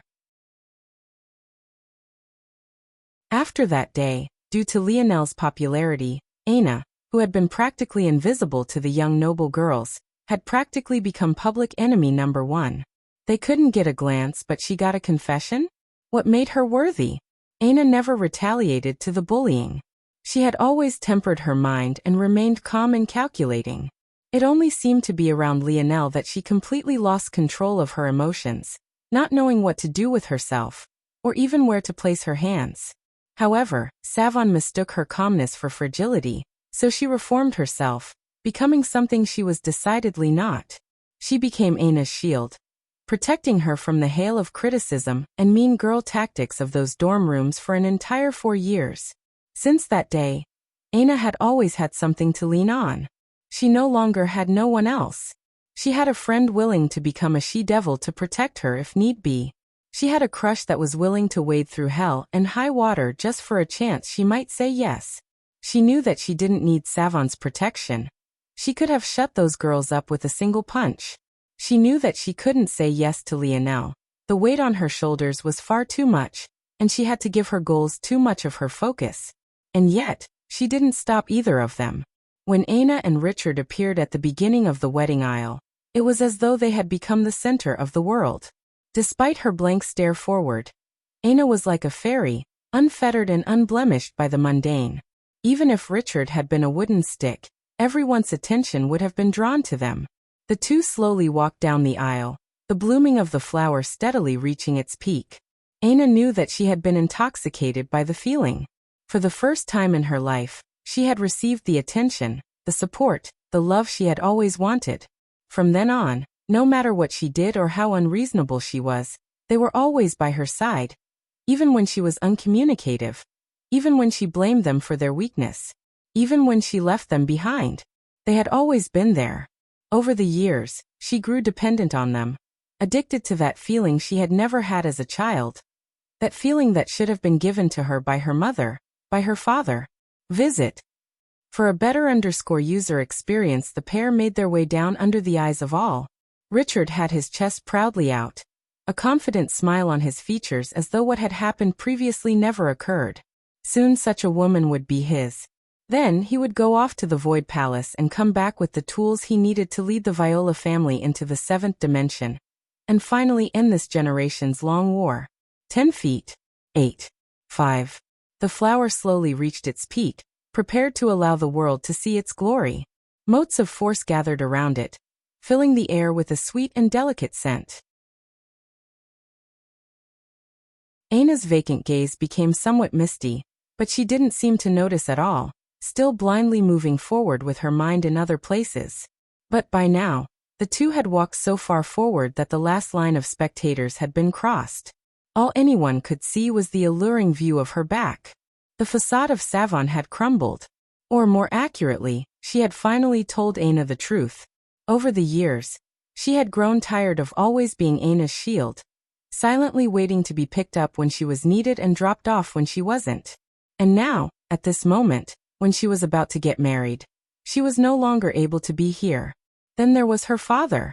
He was a man who should have been there for her since the very beginning, loving and supporting her. But he too had failed, captured and likely without a chance to be free for decades to come.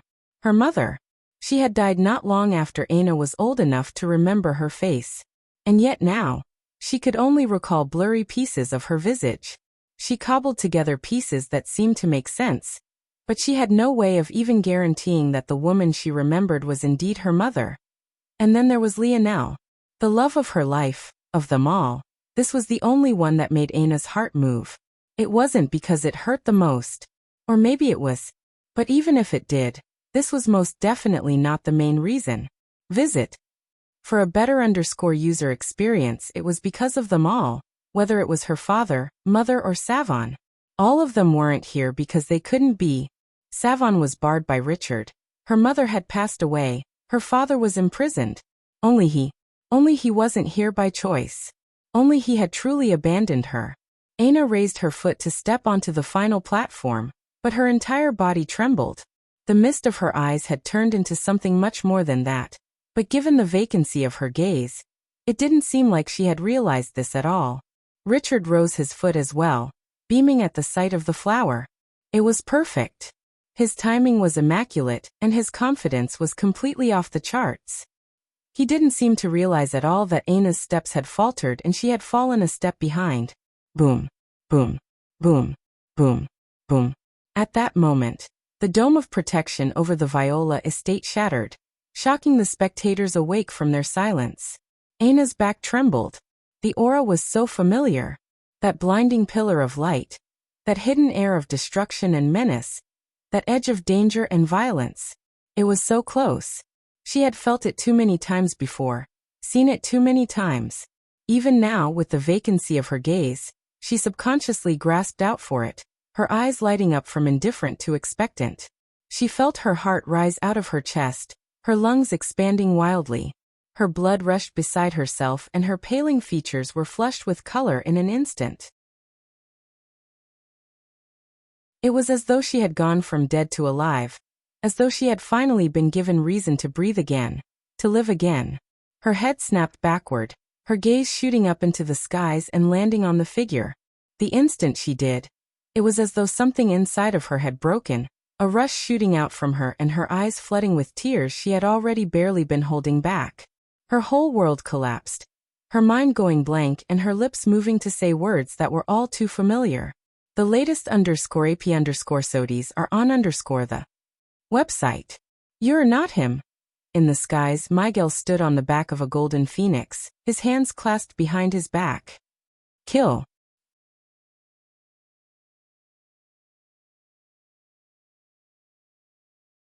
Chapter 1178. Richard's eyes widened. The sudden commotion would have snapped anyone awake, and he, who had been lost in his own world of fantasies, was no different. His head snapped into the skies, his pupils constricting in shock as he watched thousands of Luxniks swoop down from their bird constructs, immediately and without reserve levying attacks toward the guards that reacted from the Viola estate. For a moment, Richard was in a daze. All his plotting and scheming, all his years of training and preparation, could have never made him ready for this day. He couldn't wrap his head around what was happening. Had they already found out about their losses? That was absolutely impossible. Richard had been discreet and as careful as one could be. On top of this, that battle had just ended. How could there possibly have been time to assemble such a contingent? If even that wasn't enough, had this been knowledge the Luxniks used to act upon, the Montex would have definitely jumped aboard to take advantage as well. Everything pointed toward the fact that the Luxniks had been planning to do this from the very beginning. But Richard truly couldn't understand where their confidence came from. If the Luxniks weren't aware of their 20% loss, then why would they ever take this risk? The three families had always been neck and neck in terms of strength. Launching an attack like this would only cause suffering on both sides, and leave the Montex to benefit from the ashes left behind. What Richard had no way of knowing was that the balance had been broken long ago. In fact, the balance had been broken 3 generations ago, and it had only continued to tip in favor of the Luxniks. Just a single generation ago, they had already had strength to rival both the Montex and Viola combined. And now, even though this generation had yet to fully mature, they had lost their patience and begun to bare their fangs. Seeth. What is the meaning of this? Visit. For the best know_vel_read_ng experience, the booming voice of the Viola family patriarch boomed. The 6th-dimensional existences of the Viola hadn't even had time to catch their breaths and restore their paled faces when they were forced to come out once again. Seeing such a scene, the Luxniks were visibly stunned. They had no idea what could have happened to put the Viola in such a sorry state before the battle had even begun. But, soon afterward, they laughed uproariously. To the arrogant Luxniks, wasn't this just a sign of how correct their ancestor had been? They had patiently waited 3 generations, biding their time and pretending to be equals with this trash. And the day they finally stepped out, ready to bare their fangs, the gods smiled down on them. How could the sharp internal sight of the Luxniks possibly miss something so blatantly obvious? At this point, Richard's face turned several shades of pale. He had been harping so much on the 20% number that he had forgotten something else incredibly important. The 20% loss wasn't nearly as problematic as the current state of the remaining 80%. To say that Meal had killed a fifth of them was only a small part of the story. This didn't consider the at least 20% he had severely injured, or the 20% more than that he had drained of stamina and vigor. If an accurate picture were to be painted, it would be more accurate to say that Meal alone had cut down the fighting prowess of the Viola by as much as 50%. Visit. For the best know_vel_read_ng experience seeing such a scene, Miguel was even more affirmed in his decision. He had originally wanted these matters to continue naturally, but he also understood that naturally didn't mean passively. Miguel wasn't a passive person to begin with. If he insisted on neutrality when allowing things to go on naturally, he would ironically be going against his own nature to begin with. This sort of complicated maze to navigate was precisely why he wanted the fewest people to know of the details of this matter to begin with. He already realized that he was acting differently than he normally would, and that was counterproductive to his goal. To Miguel's mind, there was still only a possibility that the prophecy spoken of on the tablet spoke of a union of marriage between himself and Aina. But, even if it was just a possibility, how could he ever allow a woman who might be tied to himself in the future to be tainted by another? That was the ultimate underlying reason, but this was still a good opportunity nonetheless. In the middle of a wedding, with so many people invited and the guards of the Viola stretched thin, what better time would there be to attack? Plus, The 3-generation waiting period marked down by his ancestor had already passed as well. What else was there to wait for? This, however, was a truly pleasant surprise. It seemed that today, the viola would truly be finished. Rather than waiting for Seath to respond, Miguel flipped over a palm and his slender sword appeared. The latest _AP_SODs are on the website. Shying. Shying. Shying. Shying. Shying. Shying. Shying. Shying. Shying. Miguel took a light breath. For a moment, the world lost all of its sound. The only thing those below could hear was the steady inhale and exhale of Miguel's air as time slowed to a crawl. Return to dust. Miguel's arms slowly lowered, and yet it somehow felt impossibly fast. The world was split in two.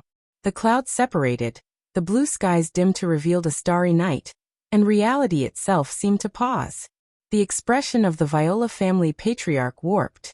He was an expert on the same level as Seath. No matter how weak he was from the previous battle, there was absolutely no way a pseudo-6-dimensional brat should ever be able to make him feel pressure. And yet, it was already too late. His body crumbled, falling in two before being carried into the wind like fluttering flakes of ash. Visit. For the best no_vel_read_ng experience, more coming.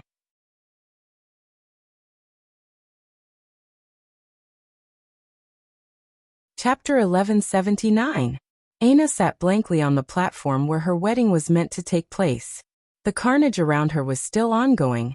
She could hear the cries of pain and horror, and almost feel the rivers of blood tingling the small hairs on her skin. But she was numb to it all. Richard had long since left her side, rushing in an attempt to help the battle. He may have been a lot of things, but a coward wasn't one. And though he was highly intelligent, there was absolutely no way he could have pieced together that the Miguel's goal all along had been to take Aina away, while the destruction of the viola was just a convenient bonus. So Richard had left Aina alone, knowing full well that if she faced something she couldn't protect herself from, there was nothing he would have been able to do either way. But there was no doubt that the fate of the viola had already been sealed. The guests who had come to take part in the wedding but weren't part of the struggle sat in a daze themselves, realizing that they were witnessing the collapse of an empire that had ruled for thousands of years. And yet, just like that, they were finished? Aina, though, couldn't be bothered to care. She didn't pay attention to what was happening. She couldn't hear the voices around her anymore, and she just blankly stared at the violet grass before her. Her tears had long since dried up. The sudden breaking of the dam had snapped her back to reality, a flood of thoughts, emotional compartmentalizations, and slowly grown maturity, having come back to her one step at a time. It wasn't an instantaneous process. In fact, it was quite slow at the beginning. The childish thoughts and immaturity seemed to always want to claw their way back. But a single step at a time, what was or at least had been Aina began to return. Visit. For a better_user experience, but who was she anyway? Aina seemed to realize now that something within her had snapped the first day she met Miguel. And funnily enough, the day it all snapped back into place was the second time she met him. As she sat there, her arms wrapped around her legs and her head buried between her thighs, she felt a pain in her chest that she hadn't felt in a very long time. But almost like a genius of battle who had finally met her match, this pain wasn't something Aina wanted to run from. Instead, she wanted to bask in it, to feel it fill her nerves and take over her mind. Aina knew she had masochistic tendencies. If it wasn't her ridiculous training regimens, even sometimes going as far as to shatter her own bones just to heal herself, it was always something else. However, this time, she needed this pain not to grow stronger, but to finally feel alive. In these last several months, Aina felt like she had been standing before a tunnel with an exit of blinding white light. She had been trying her hardest, doing everything she could to run in the other direction. But as though she was stuck in a dream, her legs didn't move as fast as she wanted them to and her movements felt sluggish. She pushed herself harder, only to fall and stumble, failing to claw herself back, until everything suddenly went black, and she returned to this world once more. This pain in her chest right now, the pain she couldn't ignore no matter how hard she tried or how much effort she put in. It was her sign that she was back, that she could finally breathe as herself again, that she could finally be Aina again. The latest _AP_SODIES are on the website. But it hurt. It hurt like hell. As much as that neutered version of herself wanted to be logical, she knew that wasn't her. She couldn't just bury how she was feeling, and even when she tried, it would always manifest itself in the weirdest of ways. She had too many memories exactly like this. Memories she was often too embarrassed to even recall. Aina took deep breaths, wiping the last evidence of her tears away. She looked up into the skies, almost as though to affirm herself that Lionel was truly not there. For the first time in a long while, she stood to her feet. Her body flashed, her wedding dress falling to ashes and her body being adorned by flexible silver and black armor. She reached for the hairpin that held up her elaborate bun, and crushed it in her hands. Then, looking off in a certain direction, she began to walk as though nothing was around her. Surprisingly, or maybe not very much so, no one bothered her. To the Viola, she was their crown heir's soon-to-be wife. And, to the Luxniks, she was on the list of those they weren't meant to touch.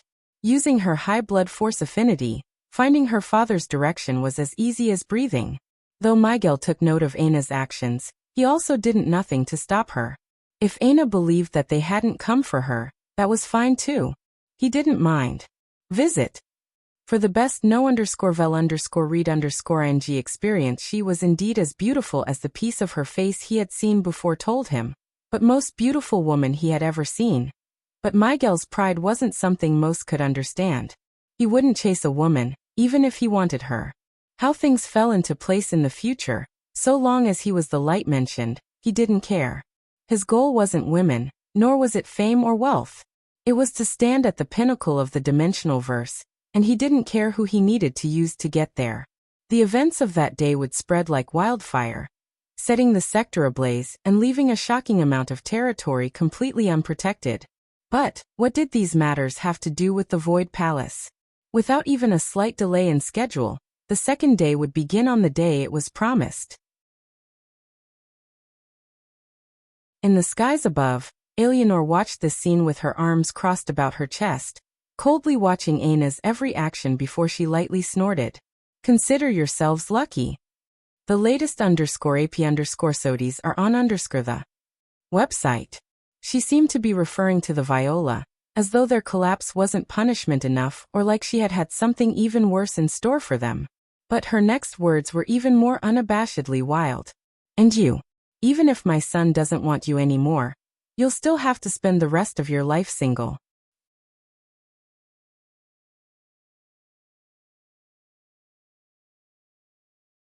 Chapter 1180. Aina walked slowly, her father draped over her back. Despite the weight of the man with Aina's obscene strength, doing this much wasn't very much trouble at all. In fact, had she wanted to, there were probably a myriad of ways she could carry her father without even touching him. But, in the end, she still chose this method. Despite the grief her father had brought her in her lifetime, he was still her father. While he could be considered to be emotionally abusive, Aina could still understand where he came from. At the same time, if she fell into some introspection, what exactly was the alternative?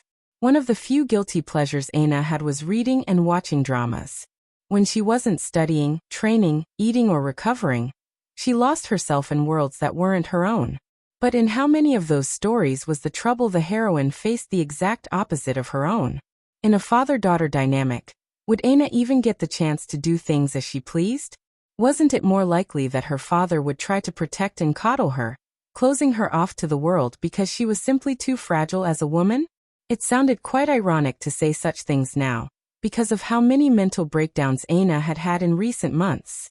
But after regaining control of her faculties, she could say with 100% certainty that she would choose a father like this 10 out of 10 times over a father who refused to let her chase after her goals and live life. The latest _AP_SODIES are on the website.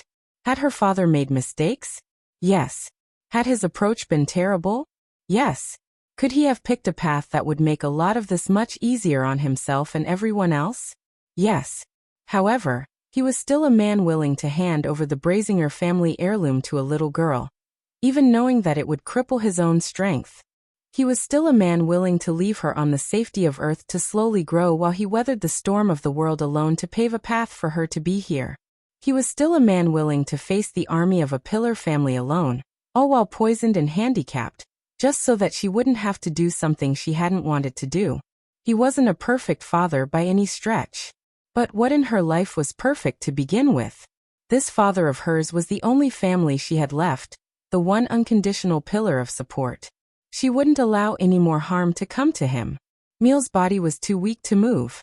Being forced to rest on his daughter's back like this, the rest of his body refusing to listen to his commands, when it should have been him protecting her. He felt a seething rage boil all through him, his flaming red hair and crimson eyes practically jumping about as though they had minds of their own. He felt a wild mix of emotions he couldn't even properly process. But again and again, shame, humiliation and inadequacy popped up in a perpetual cycle, refusing to allow him to forget. I'm sorry. Visit. For the best no_vel_read_ng experience. Emil's hoarse voice barely came out audibly. His vocal cords had been shredded, and he barely managed to squeeze out these words before he hacked up a mouthful of blood and organs.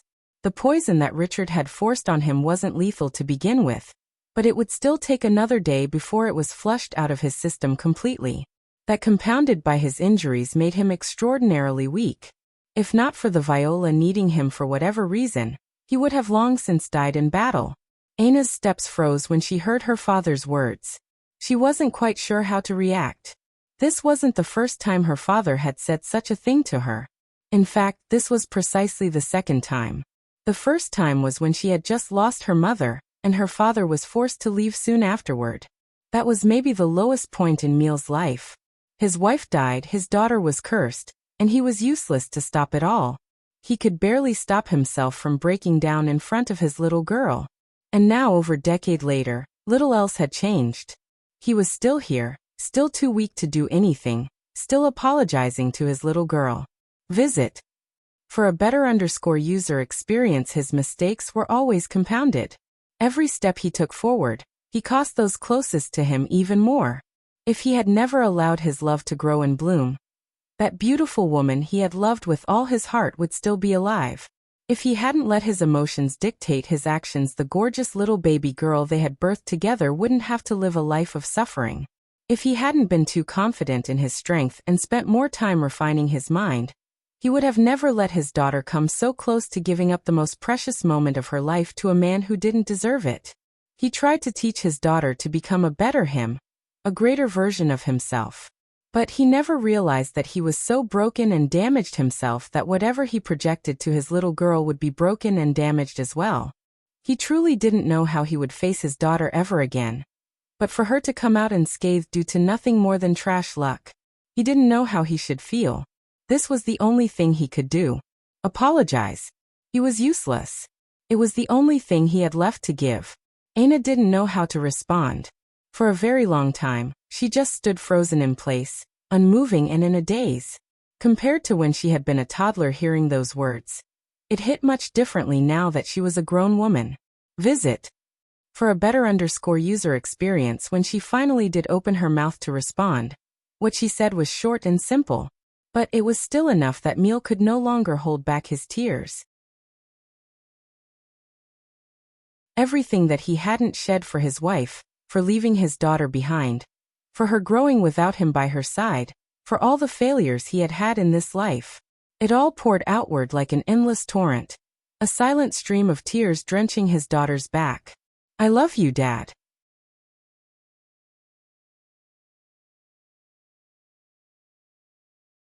Chapter 1181. Lionel woke up and stretched. With light steps, he hopped out of bed and began his revamped flexibility routine. This version was much less embarrassing than the former, but Lionel still preferred to do it alone. The Luxniks were natural healers, so the techniques they had in this regard were extensive and well thought out. Compared to the techniques of Valiant Heart Mountain, they were by far and away better. They couldn't even be considered to be in the same league. Lionel wanted to focus on not just flexibility, but power in his flexibility. The importance of that would be his ability to apply strength in positions most could not. For example, in a deep squat where one's bottom nearly touched the ground. Most couldn't even get into such a position to begin with, at least not without their heels coming off of the ground. But even those that could reach such a position, how much weight could they push? Depending on the depth of a squat, the max weight that could be pushed varied along a predictable slope.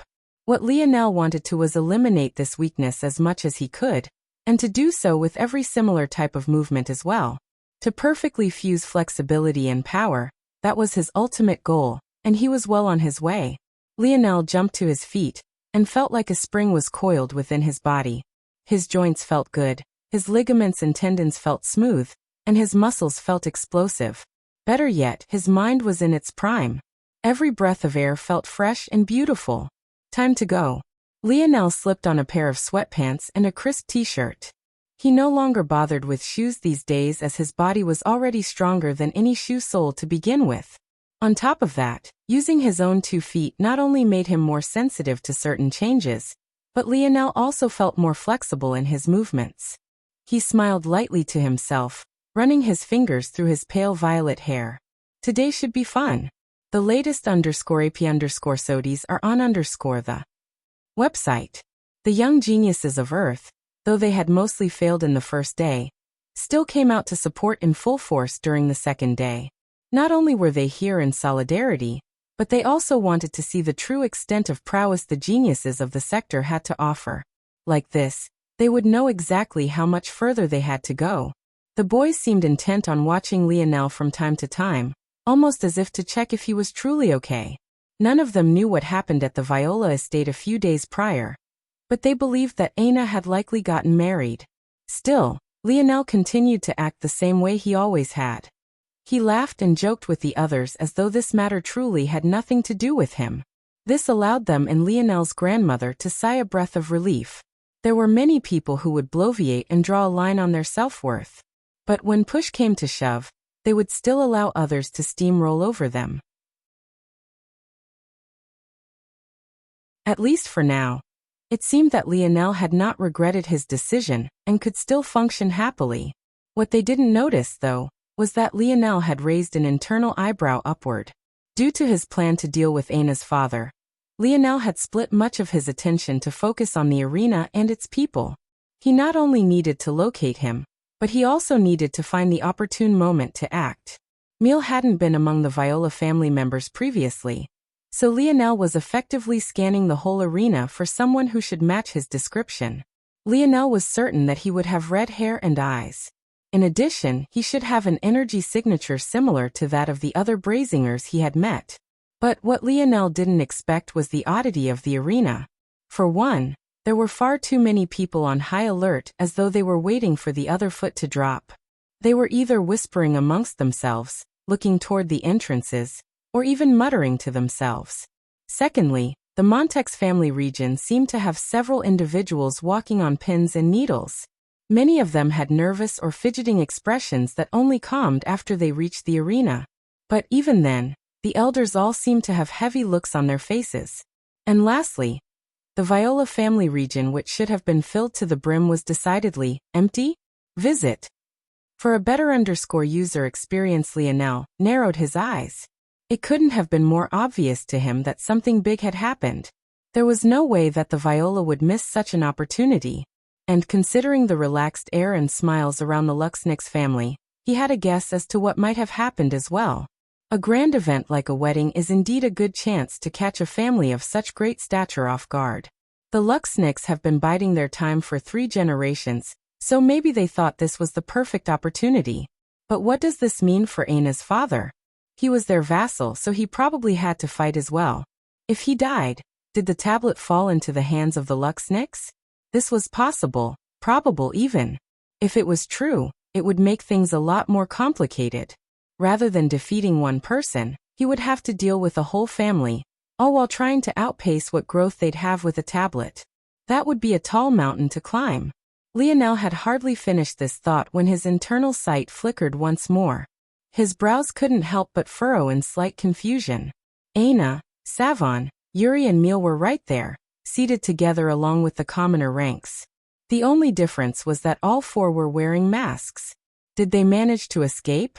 Never mind, this is a good tea. Lionel's pupils constricted. Aina, who had been focused on the arena, her hands gripped together, suddenly snapped her head in the direction of Earth's people. Lionel's back was facing her as he didn't need to look with his eyes to use his internal sight. But that didn't stop her from doing so at all. She sensed my internal sight? Lionel didn't get a chance to process this before Orinik flickered and appeared. He clearly had no intention of waiting for the viola. The rules have already been explained.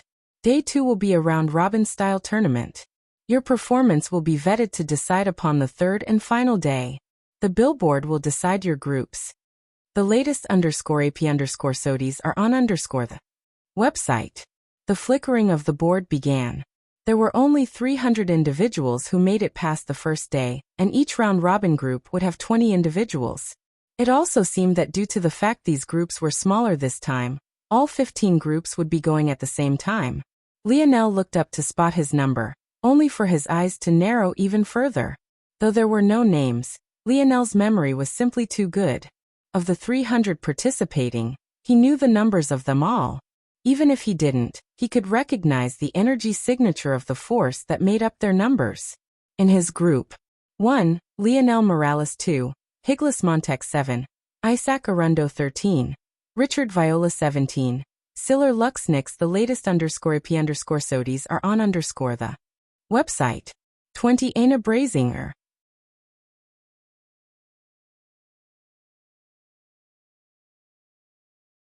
Chapter 1182.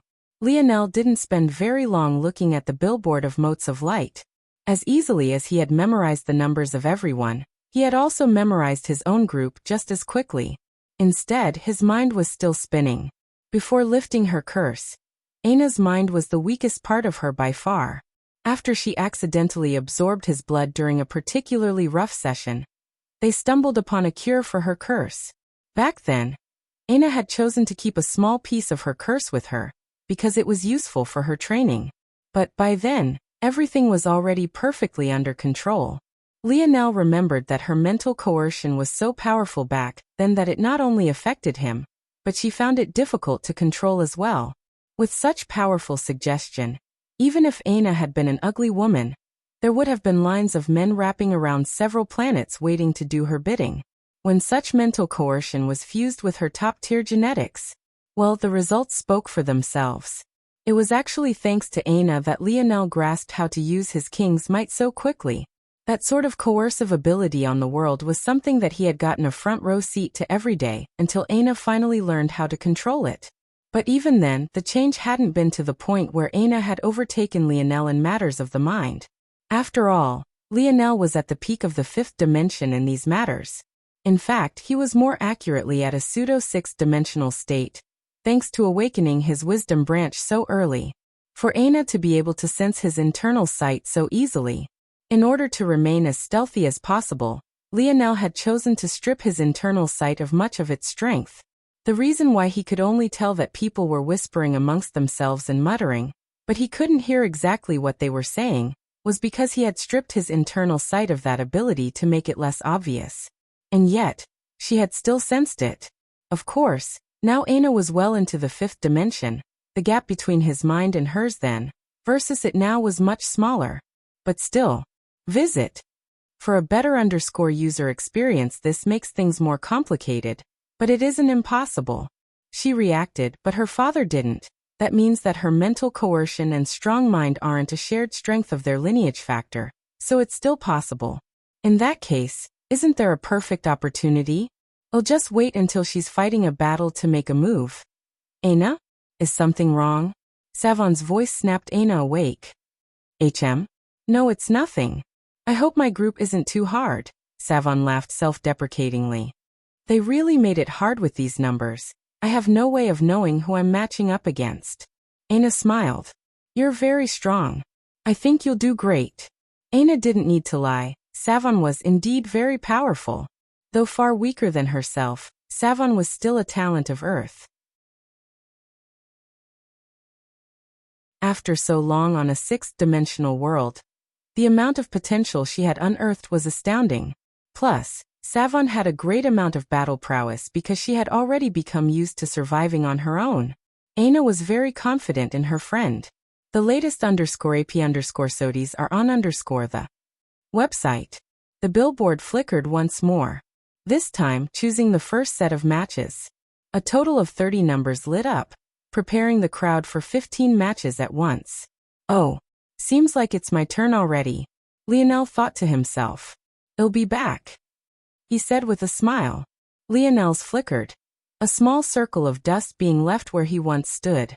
When he appeared again, he was already on the stage. Bang! The stage before Lionel quaked, a heavy-set young man landing before him. The stone threatened to crack, and it took several moments before the stage itself ceased to move. Anyone else might have directly fallen from the impact, but Lionel's body simply swayed from side to side as though an expertly engineered creation unmoved by natural disasters. Bang! Bang! The latest _AP_SODIES are on the website. A twin pair of aces slammed against the ground. The low growl of the young man matching the sudden eruption of cheers. He had entered a state of battle the moment he landed. Like many others, he saw this as an opportunity of a lifetime, one that he had no intention of squandering. He would make sure he squeezed everything he had out of his body. He wasn't from a family like the Montex, Viola or Luxnix. He wasn't even from a family a step below them like the Sage or the Arundo. However, he had still managed to claw his way here to the second day, and he would make his every breath count. Seeing Lionel's nonchalance, he couldn't help but be disgusted, but it didn't take him off his focus in the slightest. In fact, it only made him more focused, his force rising up like a tide, steadily flooding throughout his body and crashing against the barriers he himself put up. He rose up his twin maces, unleashing a mighty roar into the skies before exploding forth. Bang! Lionel didn't seem to notice the movement of the young heavyset man before him. Instead, his head tilted to the side slowly, feeling a strong aura to his left. Miguel stood in abject silence, his eyes closed and his long hair fluttering in the wind. He seemed completely separate from everything around him, displaced from the world and higher than even the skies above their head. The latest _AP_SODIES are on the website. Lionel smiled. No, it might very well be more accurate to say that he grinned. The way his head tilted, the way his hands rested in his pockets, even down to the way the dancing wind pressed his clothing to his toned torso, and how the shadows outlined his handsome features. It seemed that even with Miguel's disregard and calm, Lionel was a demon that had found his prey. Last chapter for today.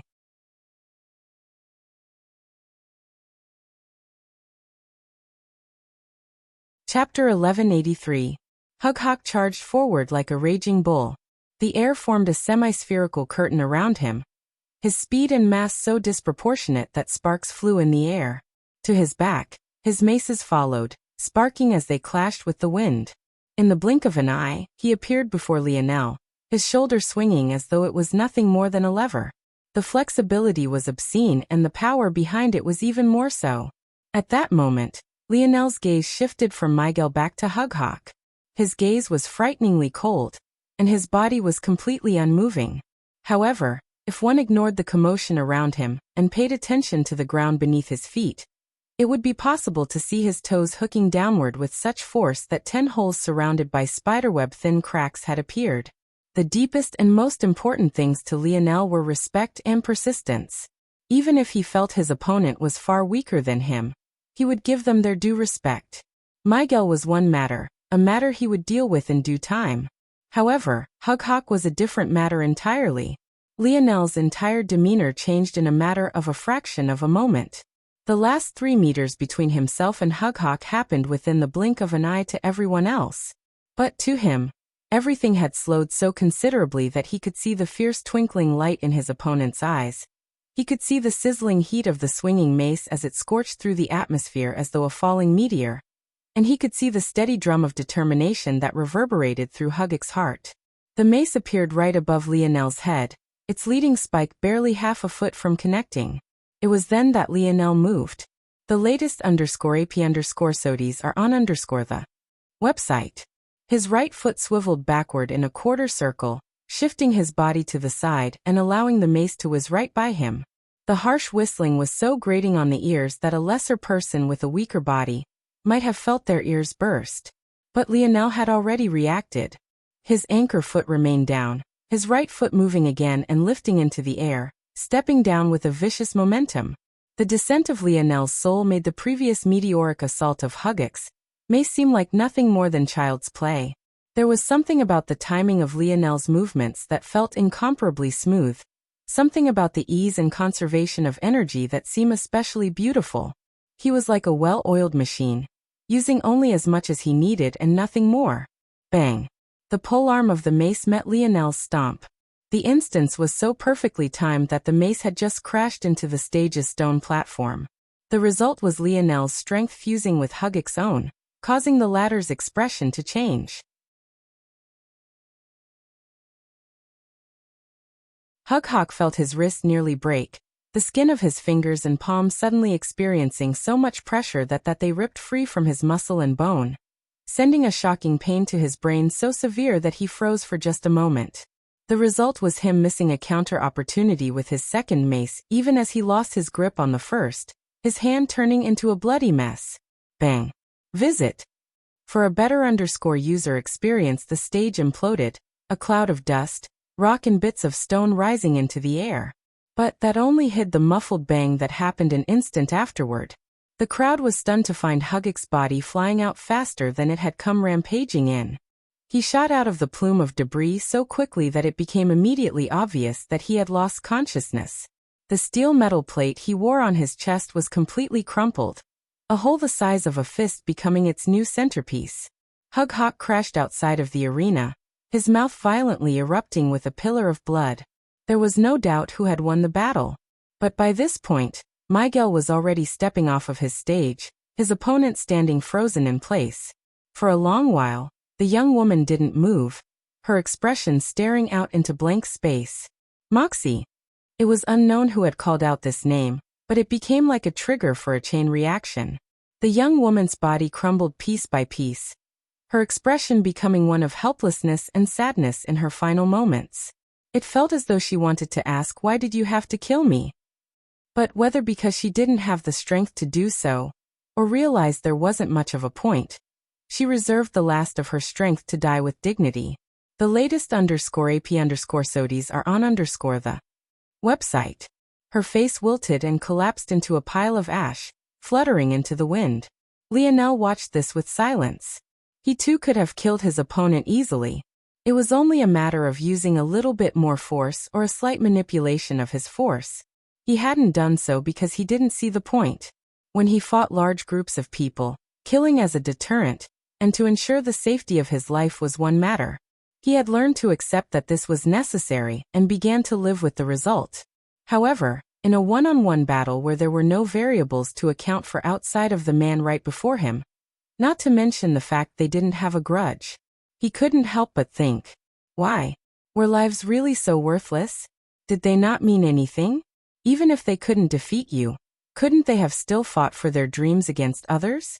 And even if they couldn't, so what? Were they worthless because they happened to be born with less talent than others? Because they happened to have weaker backers? Because luck hadn't shined down on them the same way? Who could make such decisions? Who had the right to be the arbitrator of who lived and who died? Is this what you've been doing with my power? Lionel's voice seemed to carry a mysterious strength with it, so much so that there wasn't a single person who couldn't hear it. Visit. For the best no_vel_read_ng experience, in that case I'll be sure to take it back. Trash like you is unworthy of having it. Miguel's steps froze.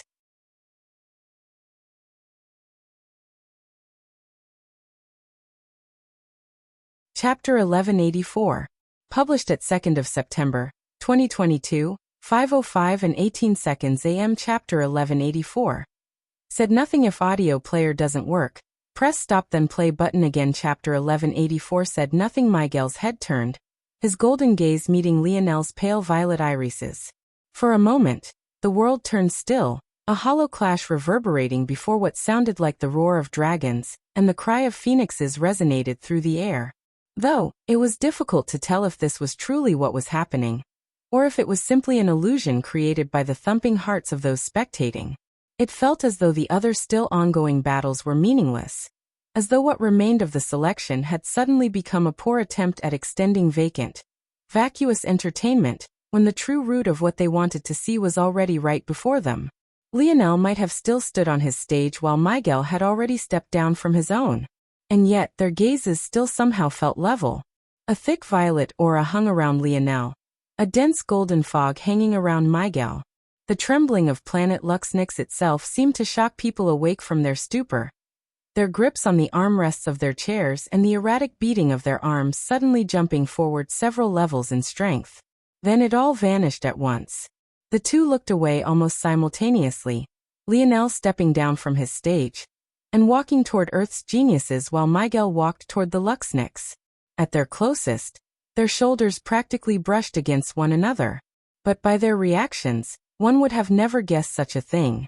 If one had been entirely focused on their expressions, they might as well have been worlds away from one another. The elders of the Luxnix watched on with narrowed gazes. None of them understood the nuance of Lionel's views. Many of them believed that Lionel would have targeted Miguel one way or another. And now, they felt that their guesses had only been affirmed. Even to this point, they didn't have a firm understanding of Lionel's strength. And truth be told, they had no idea that Lionel had already regrown his innate node. If regrowing innate nodes was so easy, why would stealing them be such a large deal? If the matter was so simple, those with innate nodes would probably be reared like farm animals, being harvested every so often. Unfortunately, Lionel's lack of understanding when it came to the dimensional verse was rearing its ugly head once again. If news that his father could regrow innate nodes came out, who knew what kind of commotion it would cause? To the current Lionel, he assumed that it was possible, it was just that it took a lot of time. After all, it took him 20+ years of drinking that vomit smoothie to instigate the regrowth of his innate node. To him it was just a tedious process. The truth of the matter was that Lionel's father had joined the government of the Ascension Empire, entering their research branches, to personally create a method of healing his son by fusing his knowledge of the dimensional verse with Earth's brand of technology. It could only be said that Lionel's father was a genius that appeared once in several hundred generations. It was unknown if even Lionel could ever reach the level his father had. This was how exaggerated this matter was. Of course, even Velasco miscalculated sometimes. How could he think that his son would be so reckless as to try to form a 10th node? According to Velasco's original intention, upon breaking into the 6th dimension using the God Path, Lionel's innate node would naturally begin to regrow itself. But it had appeared in the 3rd dimension, far too early. This aside, the residual Scarlet Star Force that had leaked from Lionel during his breakthrough into Tier 3 was explained away by the elders with a myriad of different hypotheses. This went to show just how far the idea of regrowing an innate node was from their minds.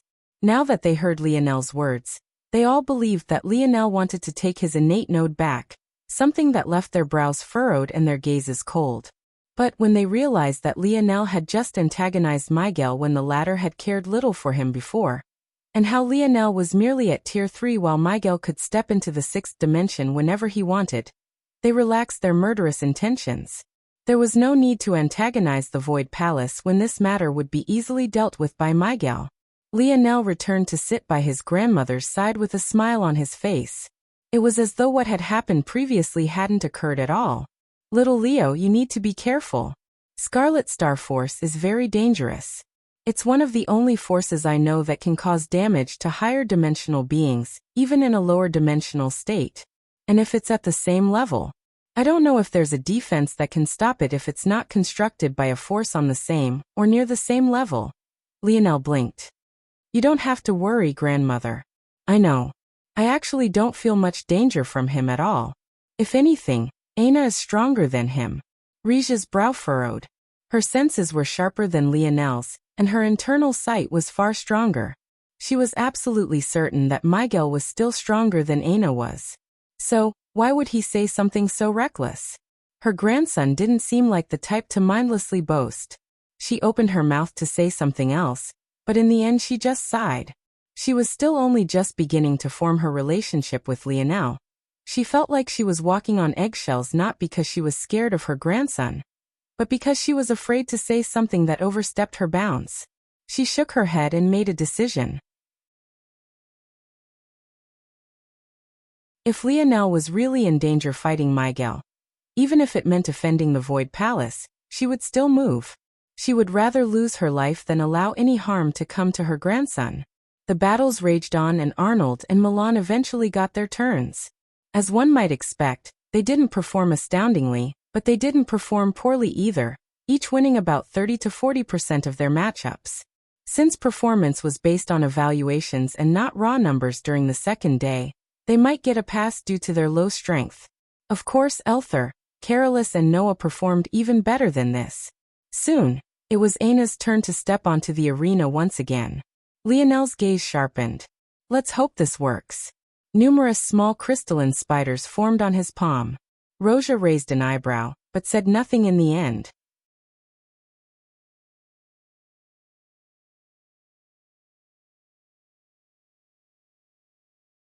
Chapter 1185. Published at 2nd of September, 2022, 5:05 and 16 seconds AM. Chapter 1185. Fan clubs. If audio player doesn't work, press stop then play button again. Chapter 1185. Fan clubs. Despite wearing a mask, Aina seemed to have become the center of attention once more. Though this time this only seemed to be in one portion due to her beauty. While her face might have been covered, there was simply no mistaking that enormous axe and figure that seemed to attract so many gazes like a magnet. It didn't take much time at all for Aina's own fan club to come out in full swing, their loud cheers rocking the stadium. In truth, several such fan clubs had crept up. Even Elther had his own. Though maybe this wasn't so surprising since he did the devilish handsome archetype wonders. His horns only made him feel more exotic, and made even more women swoon. Among the fan clubs, though Aina's and Miguel's could be said to be the largest, Elther was more like a niche specific to a certain population of unabashed degenerates and furries. As for Lionel, he was probably a close second to Aina and Miguel. Lionel never really considered it before because he had spent his whole life, practically, chasing after just a single woman, but he was quite handsome in his own right. Unfortunately, his style of dress docked him a few points, and his unknown background docked him a few more. If Lionel dressed in expertly tailored robes like Miguel and the other geniuses did, not to mention making his Morales family origins public information, he would probably speed by the latter with ease. But he was quite comfortable where he was at. Unless it was a cool uniform, he wouldn't compromise his own comfort to wear it. How ridiculous. Funny enough, Aina got the opposite reception. Though Aina and Lionel were opposites in a lot of respects, when it came to their casual form of dress, they were in complete lockstep. Aina put functionality over everything else, and Lionel placed his comfort above everything else. Something like fashion wasn't at the forefront of either of their minds. But because Lionel was a man, his style was seen as lazy as opposed to Aina, who just received a more exotic label that made her stand out from other girls. Her armor not only covered her from head to toe, something so shocking to see on a woman that it was practically its own fallacy, but every piece of it had its own purpose. Aina's fan club couldn't help but praise her modesty, and she cared more about her battle prowess than how good she looked. Of course, there was one other reason Aina's fan club was so passionate. They had all learned that she was still single and hadn't gotten married. The women were excited for her, weaving stories about how she had been forced into her circumstances even without knowing the truth. Of course, Miguel became involved in these fanciful tales, becoming the Prince Charming that saved the princess from her shackles like a gentleman should. As for the men, they felt like there was still a chance for them, furiously rebutting the lovesick tales of the women. The ultimate result were deafening cheers, clapping hands and stomping feet that threatened to bring the whole arena down. Lionel, though, was completely unlike everyone else. The moment Aina had moved, he had become completely focused on his task, the small little crystalline spiders on his palms springing into action. Lionel followed them as they rushed through the arena, his mind completely focused. It would take a large expenditure to have them run so far from him, especially due to their small size. But he had no other choice in the matter. He couldn't afford to use any other means because it might very well alert others.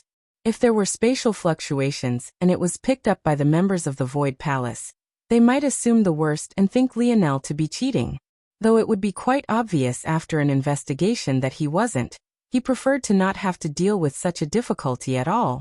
From start to end, Lionel didn't really think about the morality of what he was doing, mostly because he didn't believe that there was anything wrong with it. The only way one could see something wrong was if he had a relationship with Aina's father in some way. But considering that Lionel had accepted that he and Aina would never be together, he didn't see things like that at all. As far as Lionel was concerned, Aina's father was no different from a stranger to him. Now, an argument could be made that it was unethical to steal something from someone who hadn't done you any wrong, and that was a fair point. But this was a hit on his own morality that Lionel was willing to take. There were certain tough decisions that Lionel knew he would have to make if he wanted to reach his goals. When he chose to resurrect Elthar instead of his closest friend in those years, Rollin, he had already made one such sacrifice. And he knew well that there would be many others he would have to make. The spiders scurried through the arena. Lionel knew that he was on a time crunch. Aina wasn't fighting a person she would have to try very hard against. It would likely only last a single exchange. However, he had timed things well. He began moving the instant Aina's name blinked. With everything being within his calculations, he should make it. The spiders cut the distance. 100 meters. 50 meters. 20 meters. The gap closed rapidly, Lionel's expression turning a bit pale.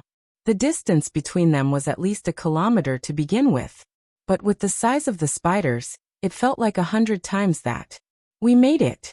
Aina's battle was already over, another resounding victory for her. She made her way back quickly, but it was already too late. The spiders closed down the last meter distance between them and Meal, ready to pounce onto his spatial ring and fuse with it. However, right at that moment, something Lionel had never expected occurred. Yuri snapped her head in the direction of the spiders, her gaze glowing with a dangerous light. Before Lionel could react, a vast pressure descended, shattering the 3 spiders into motes of light. Lionel slowly opened his eyes, his expression somewhat pale and his pupils constricted. What was that?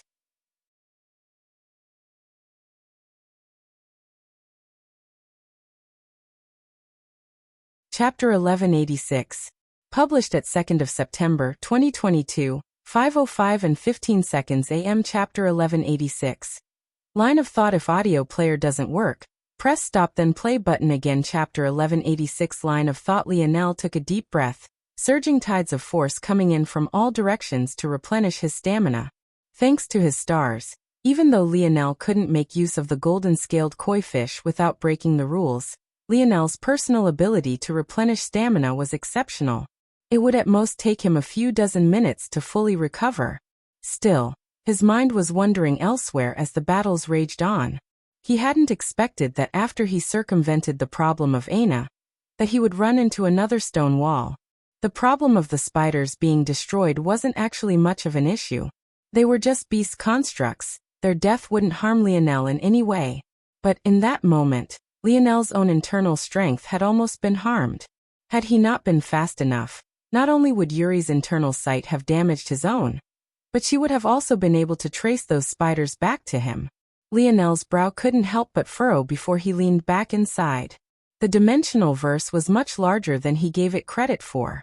Even after so many years, it was still giving him surprises. He had originally thought that no one would be able to match his internal sight, especially after he matched his innate talent with the manipulation techniques of the Luxniks. But now, he had been slapped in the face not just once thanks to Aina, but twice thanks to Yuri. As time went on, the advantage that Lionel had gained from his wisdom branch's first awakening would only become less and less obvious. He had originally been leaps and bounds beyond anyone else, having fifth-dimensional boundaries in the third dimension. But now everyone was in the fifth dimension. He couldn't expect to continue with the same advantages.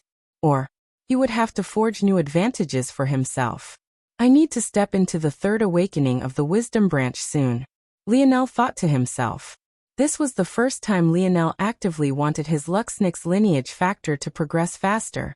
In the past, it had always come naturally. But after these events, he realized that maybe just his own talent wasn't enough anymore. As for the matters with Yuri, after calming himself from the initial shock, Lionel wasn't too surprised. Aina had never told him about Yuri's past, but she had told him that she wasn't human. In addition, he knew that Yuri's telekinesis ability, the very same ability Raylion had, wasn't actually an ability at all. Rather, it was the innate skill of her race of people. Lionel didn't know whether Aina didn't want to tell him what race Yuri was a part of, or if she simply didn't know, but the truth didn't matter. It was likely just another example of her not trusting him while he entrusted everything to her. Regardless, he was no longer emotional about it. All that mattered was that Yuri was maybe even more troublesome than Aina in this regard thanks to her origins. And now that he had failed once, they would all be on guard. Yuri? What's wrong? Emil frowned, wincing slightly. His injury still hadn't fully healed, but he had insisted on being here. How could he miss such a thing? You unleashed a lot more of your power than you normally do. I told you to be careful with that. Until you make it to the Void Palace, you can't let others know of your origins. And even then, you have to be careful with who you can trust. Originally, Emil was going to send Yuri to the Void Palace along with Aina as a maidservant. With how many noble men and women were allowed entry, some were given exceptions to bring along one person in such a capacity. But now that the quotas had expanded, Yuri could enter on her own, making things a lot easier. I know, adoptive father. But someone just targeted you. Yuri's frown deepened.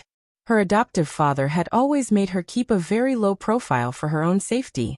A large part of the reason she felt so broken up about Aina's wedding was because she felt she was being forced to choose between her own safety and her sister's happiness. That was right. Yuri felt like she could have saved Aina that day. Whether that was because of an overinflated sense of confidence or reality, maybe only she and Emil knew the answer to that. Targeted me? Yuri sighed. It wasn't that Emil's mind was weaker than them. It was rather that using the Brazinger family lineage factor placed a lot of strain on the mind. After going all out just a day before, Emil's soul force was fragmented and injured. How could he sense the danger as easily? Yes. They were 3 beast constructs. I tried to track the person, but they retreated too quickly. But from what it looks like, it's the Luxnix family technique. Emil's brow raised before he sighed. Nothing in this world comes for free. Yuri felt deflated. The Luxnix had swooped in and saved Aina that day, but they hadn't asked for anything in return. Originally, she had held the hope that maybe this was because Aina was never the target, and that the wedding was just a good chance to deal with the Viola. But this attempt seemed to spit in the face of that. Could their goal have been more complex than the fall of the Viola? Emil's line of thinking was the same, but he still didn't conclude that these matters were related to Aina. Would a large family war with another just for the sake of a single girl? Though his daughter was exceptionally talented, weren't all these families arrogant? Plus, they had Miguel, a child even Emil himself was greatly impressed by. On top of this, they couldn't have known that he would be able to weaken the Viola so much before they fought. So Emil's thoughts were very, very different. Could it be that they learned of the existence of the bronze tablet? Could that be the true reason they attacked the Viola? A hint of worry marred Emil's brow. If his greatest secret was exposed, this could be troublesome. On the other side of the arena, Lionel, who had long since calmed, began to deduce several things. Among them was the exact thought process of the current Emil and Yuri. Yes, if they believe him from the Luxnix family, that would indeed be their line of thinking. Maybe I can use this to my advantage. Lionel looked up, feeling a familiar aura calling out to him. It seemed that it was his turn to battle once again. Lionel Morales versus Siller Luxnix.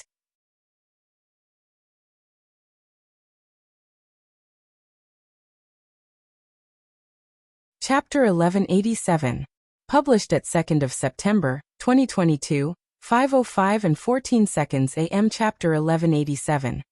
Man of energy. If audio player doesn't work, Press stop then play button again. Chapter 1187 Man of Energy. Siller was like a spark of lightning. Among the Luxniks, he was probably one of the only few that cut his hair short, and it made him look like a 16 or 17-year-old kid, far younger than he truly was. He appeared on the platform eager to go, but when he saw that his opponent was actually Lionel, his brows couldn't help but shoot up. Lionel himself landed on the platform about a minute after Siller, not having gone all out to reach the stage like his opponent had. However, he greeted the latter with a smile that took him completely off guard. Siller was certain that with Lionel's hatred of the Luxniks, a smile would be the last thing he would find. In fact, he was quite certain that he would find exactly the opposite of that. But, to think that Lionel would be looking at him like this. The truth was that Siller, along with many of the most recent generation, were fairly in the dark about the truth of these matters. That said, they weren't completely clueless, mostly because of the oddity of the generations and how things lined up. Siller and the other two armheads were technically in the generation of Lionel's mother. They had experienced dozens of years of life, and were already pushing toward triple-digit ages in another decade or two. As such, when the commotion had been happening back during those days, they were more than old enough to remember. And that also meant that of this third generation, the only ones that were of Lionel and Miguel's age who could participate at this level were just the two of them. There was no third individual.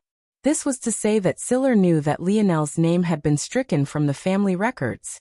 He was also aware that there was some sort of falling out between Lionel's branch of the family and everyone else.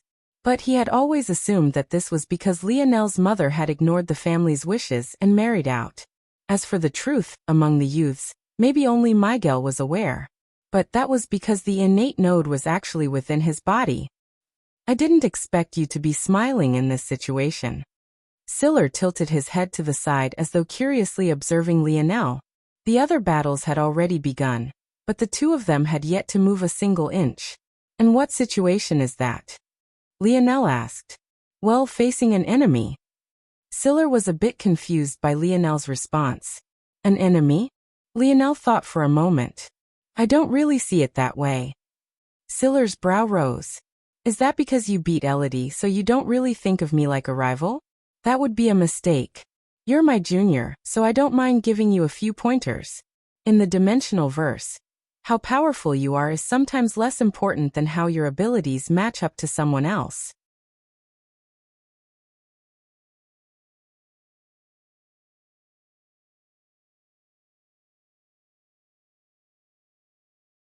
Chapter 1188. Published at 2nd of September, 2022, 5:05 and 13 seconds AM. Chapter 1188. Not sure if audio player doesn't work. Press stop then play button again. Chapter 1188. Not sure. Lionel swung his spear upward instantaneously, but it was only just barely in time to meet Siller's blade. He was fast. So fast that without activating his snowy star owl's gaze, Lionel's eyes alone could never hope of keeping up. As fast as Siller's legs were, though, his blade was even quicker. He caught the side of Lionel's spear. With blade against blade, he took advantage of his own forward momentum to parry it upward, his sword skimming against the edge of Lionel's spear as the backhand of his dagger aimed directly for Lionel's throat. In the moment, Lionel understood. Siller was the armhead of the speed arm of the Luxniks family. However, even then, he had only undergone his first awakening of the speed branch, allowing his light elemental force to fuel his speed, and leaving trails of light in his wake as he moved. But, compared to Lionel, who had awoken 3 times, what was that worth? With things being like this, though, Siller truly showed his colors as the fastest of the Luxniks' younger generation. Not only was his grasp of the family's techniques impeccable, but his own personal ability, the one he had been forced to hide for so much of his life, was actually so perfectly in tune with exactly the kind of fighter he wanted to be.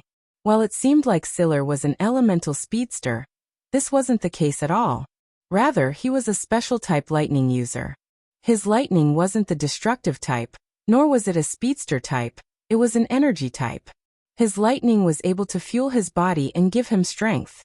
Whether it was improving his thinking speed, his explosive strength, and his raw speed, it was able to do it all. This sort of ability was like an overall upgrade on his power, a holistic boost to how dangerous he was. And make no mistake, he was dangerous. Siller's dagger appeared before Lionel's throat, flickering with arcs of lightning. It was impossible to read his gaze with just how much sheer energy was sparking out from it. The speed was so fast that everything happened far too quickly. Many weaker members in the audience didn't even realize just how much danger Lionel was in right that moment. However, what happened next was even more shocking. Lionel's gaze flickered. As though something had sapped Siller of all his energy, the blade trembled and then dulled. All the strength and lightning behind it vanished in a moment. Clang! Siller's blade clashed with Lionel's neck. But as though it had rebounded against a steel wall, it was pushed and repelled backward. Just as quickly, Siller retreated. Like an assassin in the night, he struck just once and didn't stay in Lionel's vicinity. Beneath Lionel's skin, a small flicker of bronze runes receded, hardly perceptible to the eye. However, his steps didn't pause for even a single moment as he pressed down toward Siller. A harsh, grating wind pulsed into the surroundings. Everywhere it passed, ice and icicles formed, turning the stage into some sort of winter wonderland. Lionel took a step forward, his figure flashing. Clang! Clang! Clang! Clang! Clang! Siller's brow furrowed, his heated exchange with Lionel growing faster and faster. He felt as though Lionel was either adapting to his speed, or improving so quickly that he was being forced onto his back foot. Ice began to creep up Siller's sword and dagger, his lips turning blue and his fingers trembling beneath the cold. Lionel's short violet hair danced in the wind. The combination of violet, light blues and a dense darkness played off of each other very well. And yet, compared to the energy-laden Siller, it still felt somewhat muted and uninteresting. The battle slowly swung in Lionel's favor, Siller realizing that his opponent was getting faster and faster. Lionel's spear spun in his hands. It had once been that Siller could attack 3 or 4 times before he landed even one. But then it had shrunk to 3, then 2, then 1. Now Lionel seemed to attack twice as fast as Siller did. If not for the fact that the latter wielded 2 weapons, he would have likely already suffered a fatal wound. Lionel caught the side of Siller's blade in one of the jagged grooves of his blade. With a strong flick upward, Siller felt his wrist nearly snap, forcing him to get rid of his sword entirely. He moved to retreat once more, but his expression changed when he found that his foot hit air. His eyes widened as he fell on his bottom outside of the stage. He looked on wide-eyed at seemingly empty space, still not quite understanding what happened. It was only after the frost slowly began to recede, and he could feel his body again that he finally understood. His mind had actually slowed by that much. That spear. Siller finally looked up, looking at the black ice spear, his expression still somewhat lost. Lionel smiled. You said it best yourself. How powerful you are is sometimes less important than how your abilities match up to someone else. In this case, you met maybe the worst possible match for you. I see. Siller still couldn't quite understand, but he had a faint inkling. He didn't really care that Lionel had relied on a treasure. It was clear that it was a quasi-silver spear, and that wasn't much different from his own weapon. And something made him think that Lionel had purposely chosen to fight in this way just so he could say those words to him. It was quite pathetic. He finally got the chance to go all out for once, and yet he had lost like this. He could almost feel the disappointed glances that were landing on his back. Lionel bent down and helped Siller to stand before walking away. The latter didn't even register that Lionel had helped him until several moments later, but that only left him in another daze. He wasn't quite sure how he was supposed to feel. You're tuning in to the Lee May's Sword of Destiny YouTube channel. We're so grateful for your support, and don't forget to subscribe to join us on this incredible journey through captivating stories. Your generosity through donations truly makes a world of difference, as it's the primary source of revenue that allows me to expand and enhance this channel for you. Thank you from the bottom of my heart for being a part of this adventure.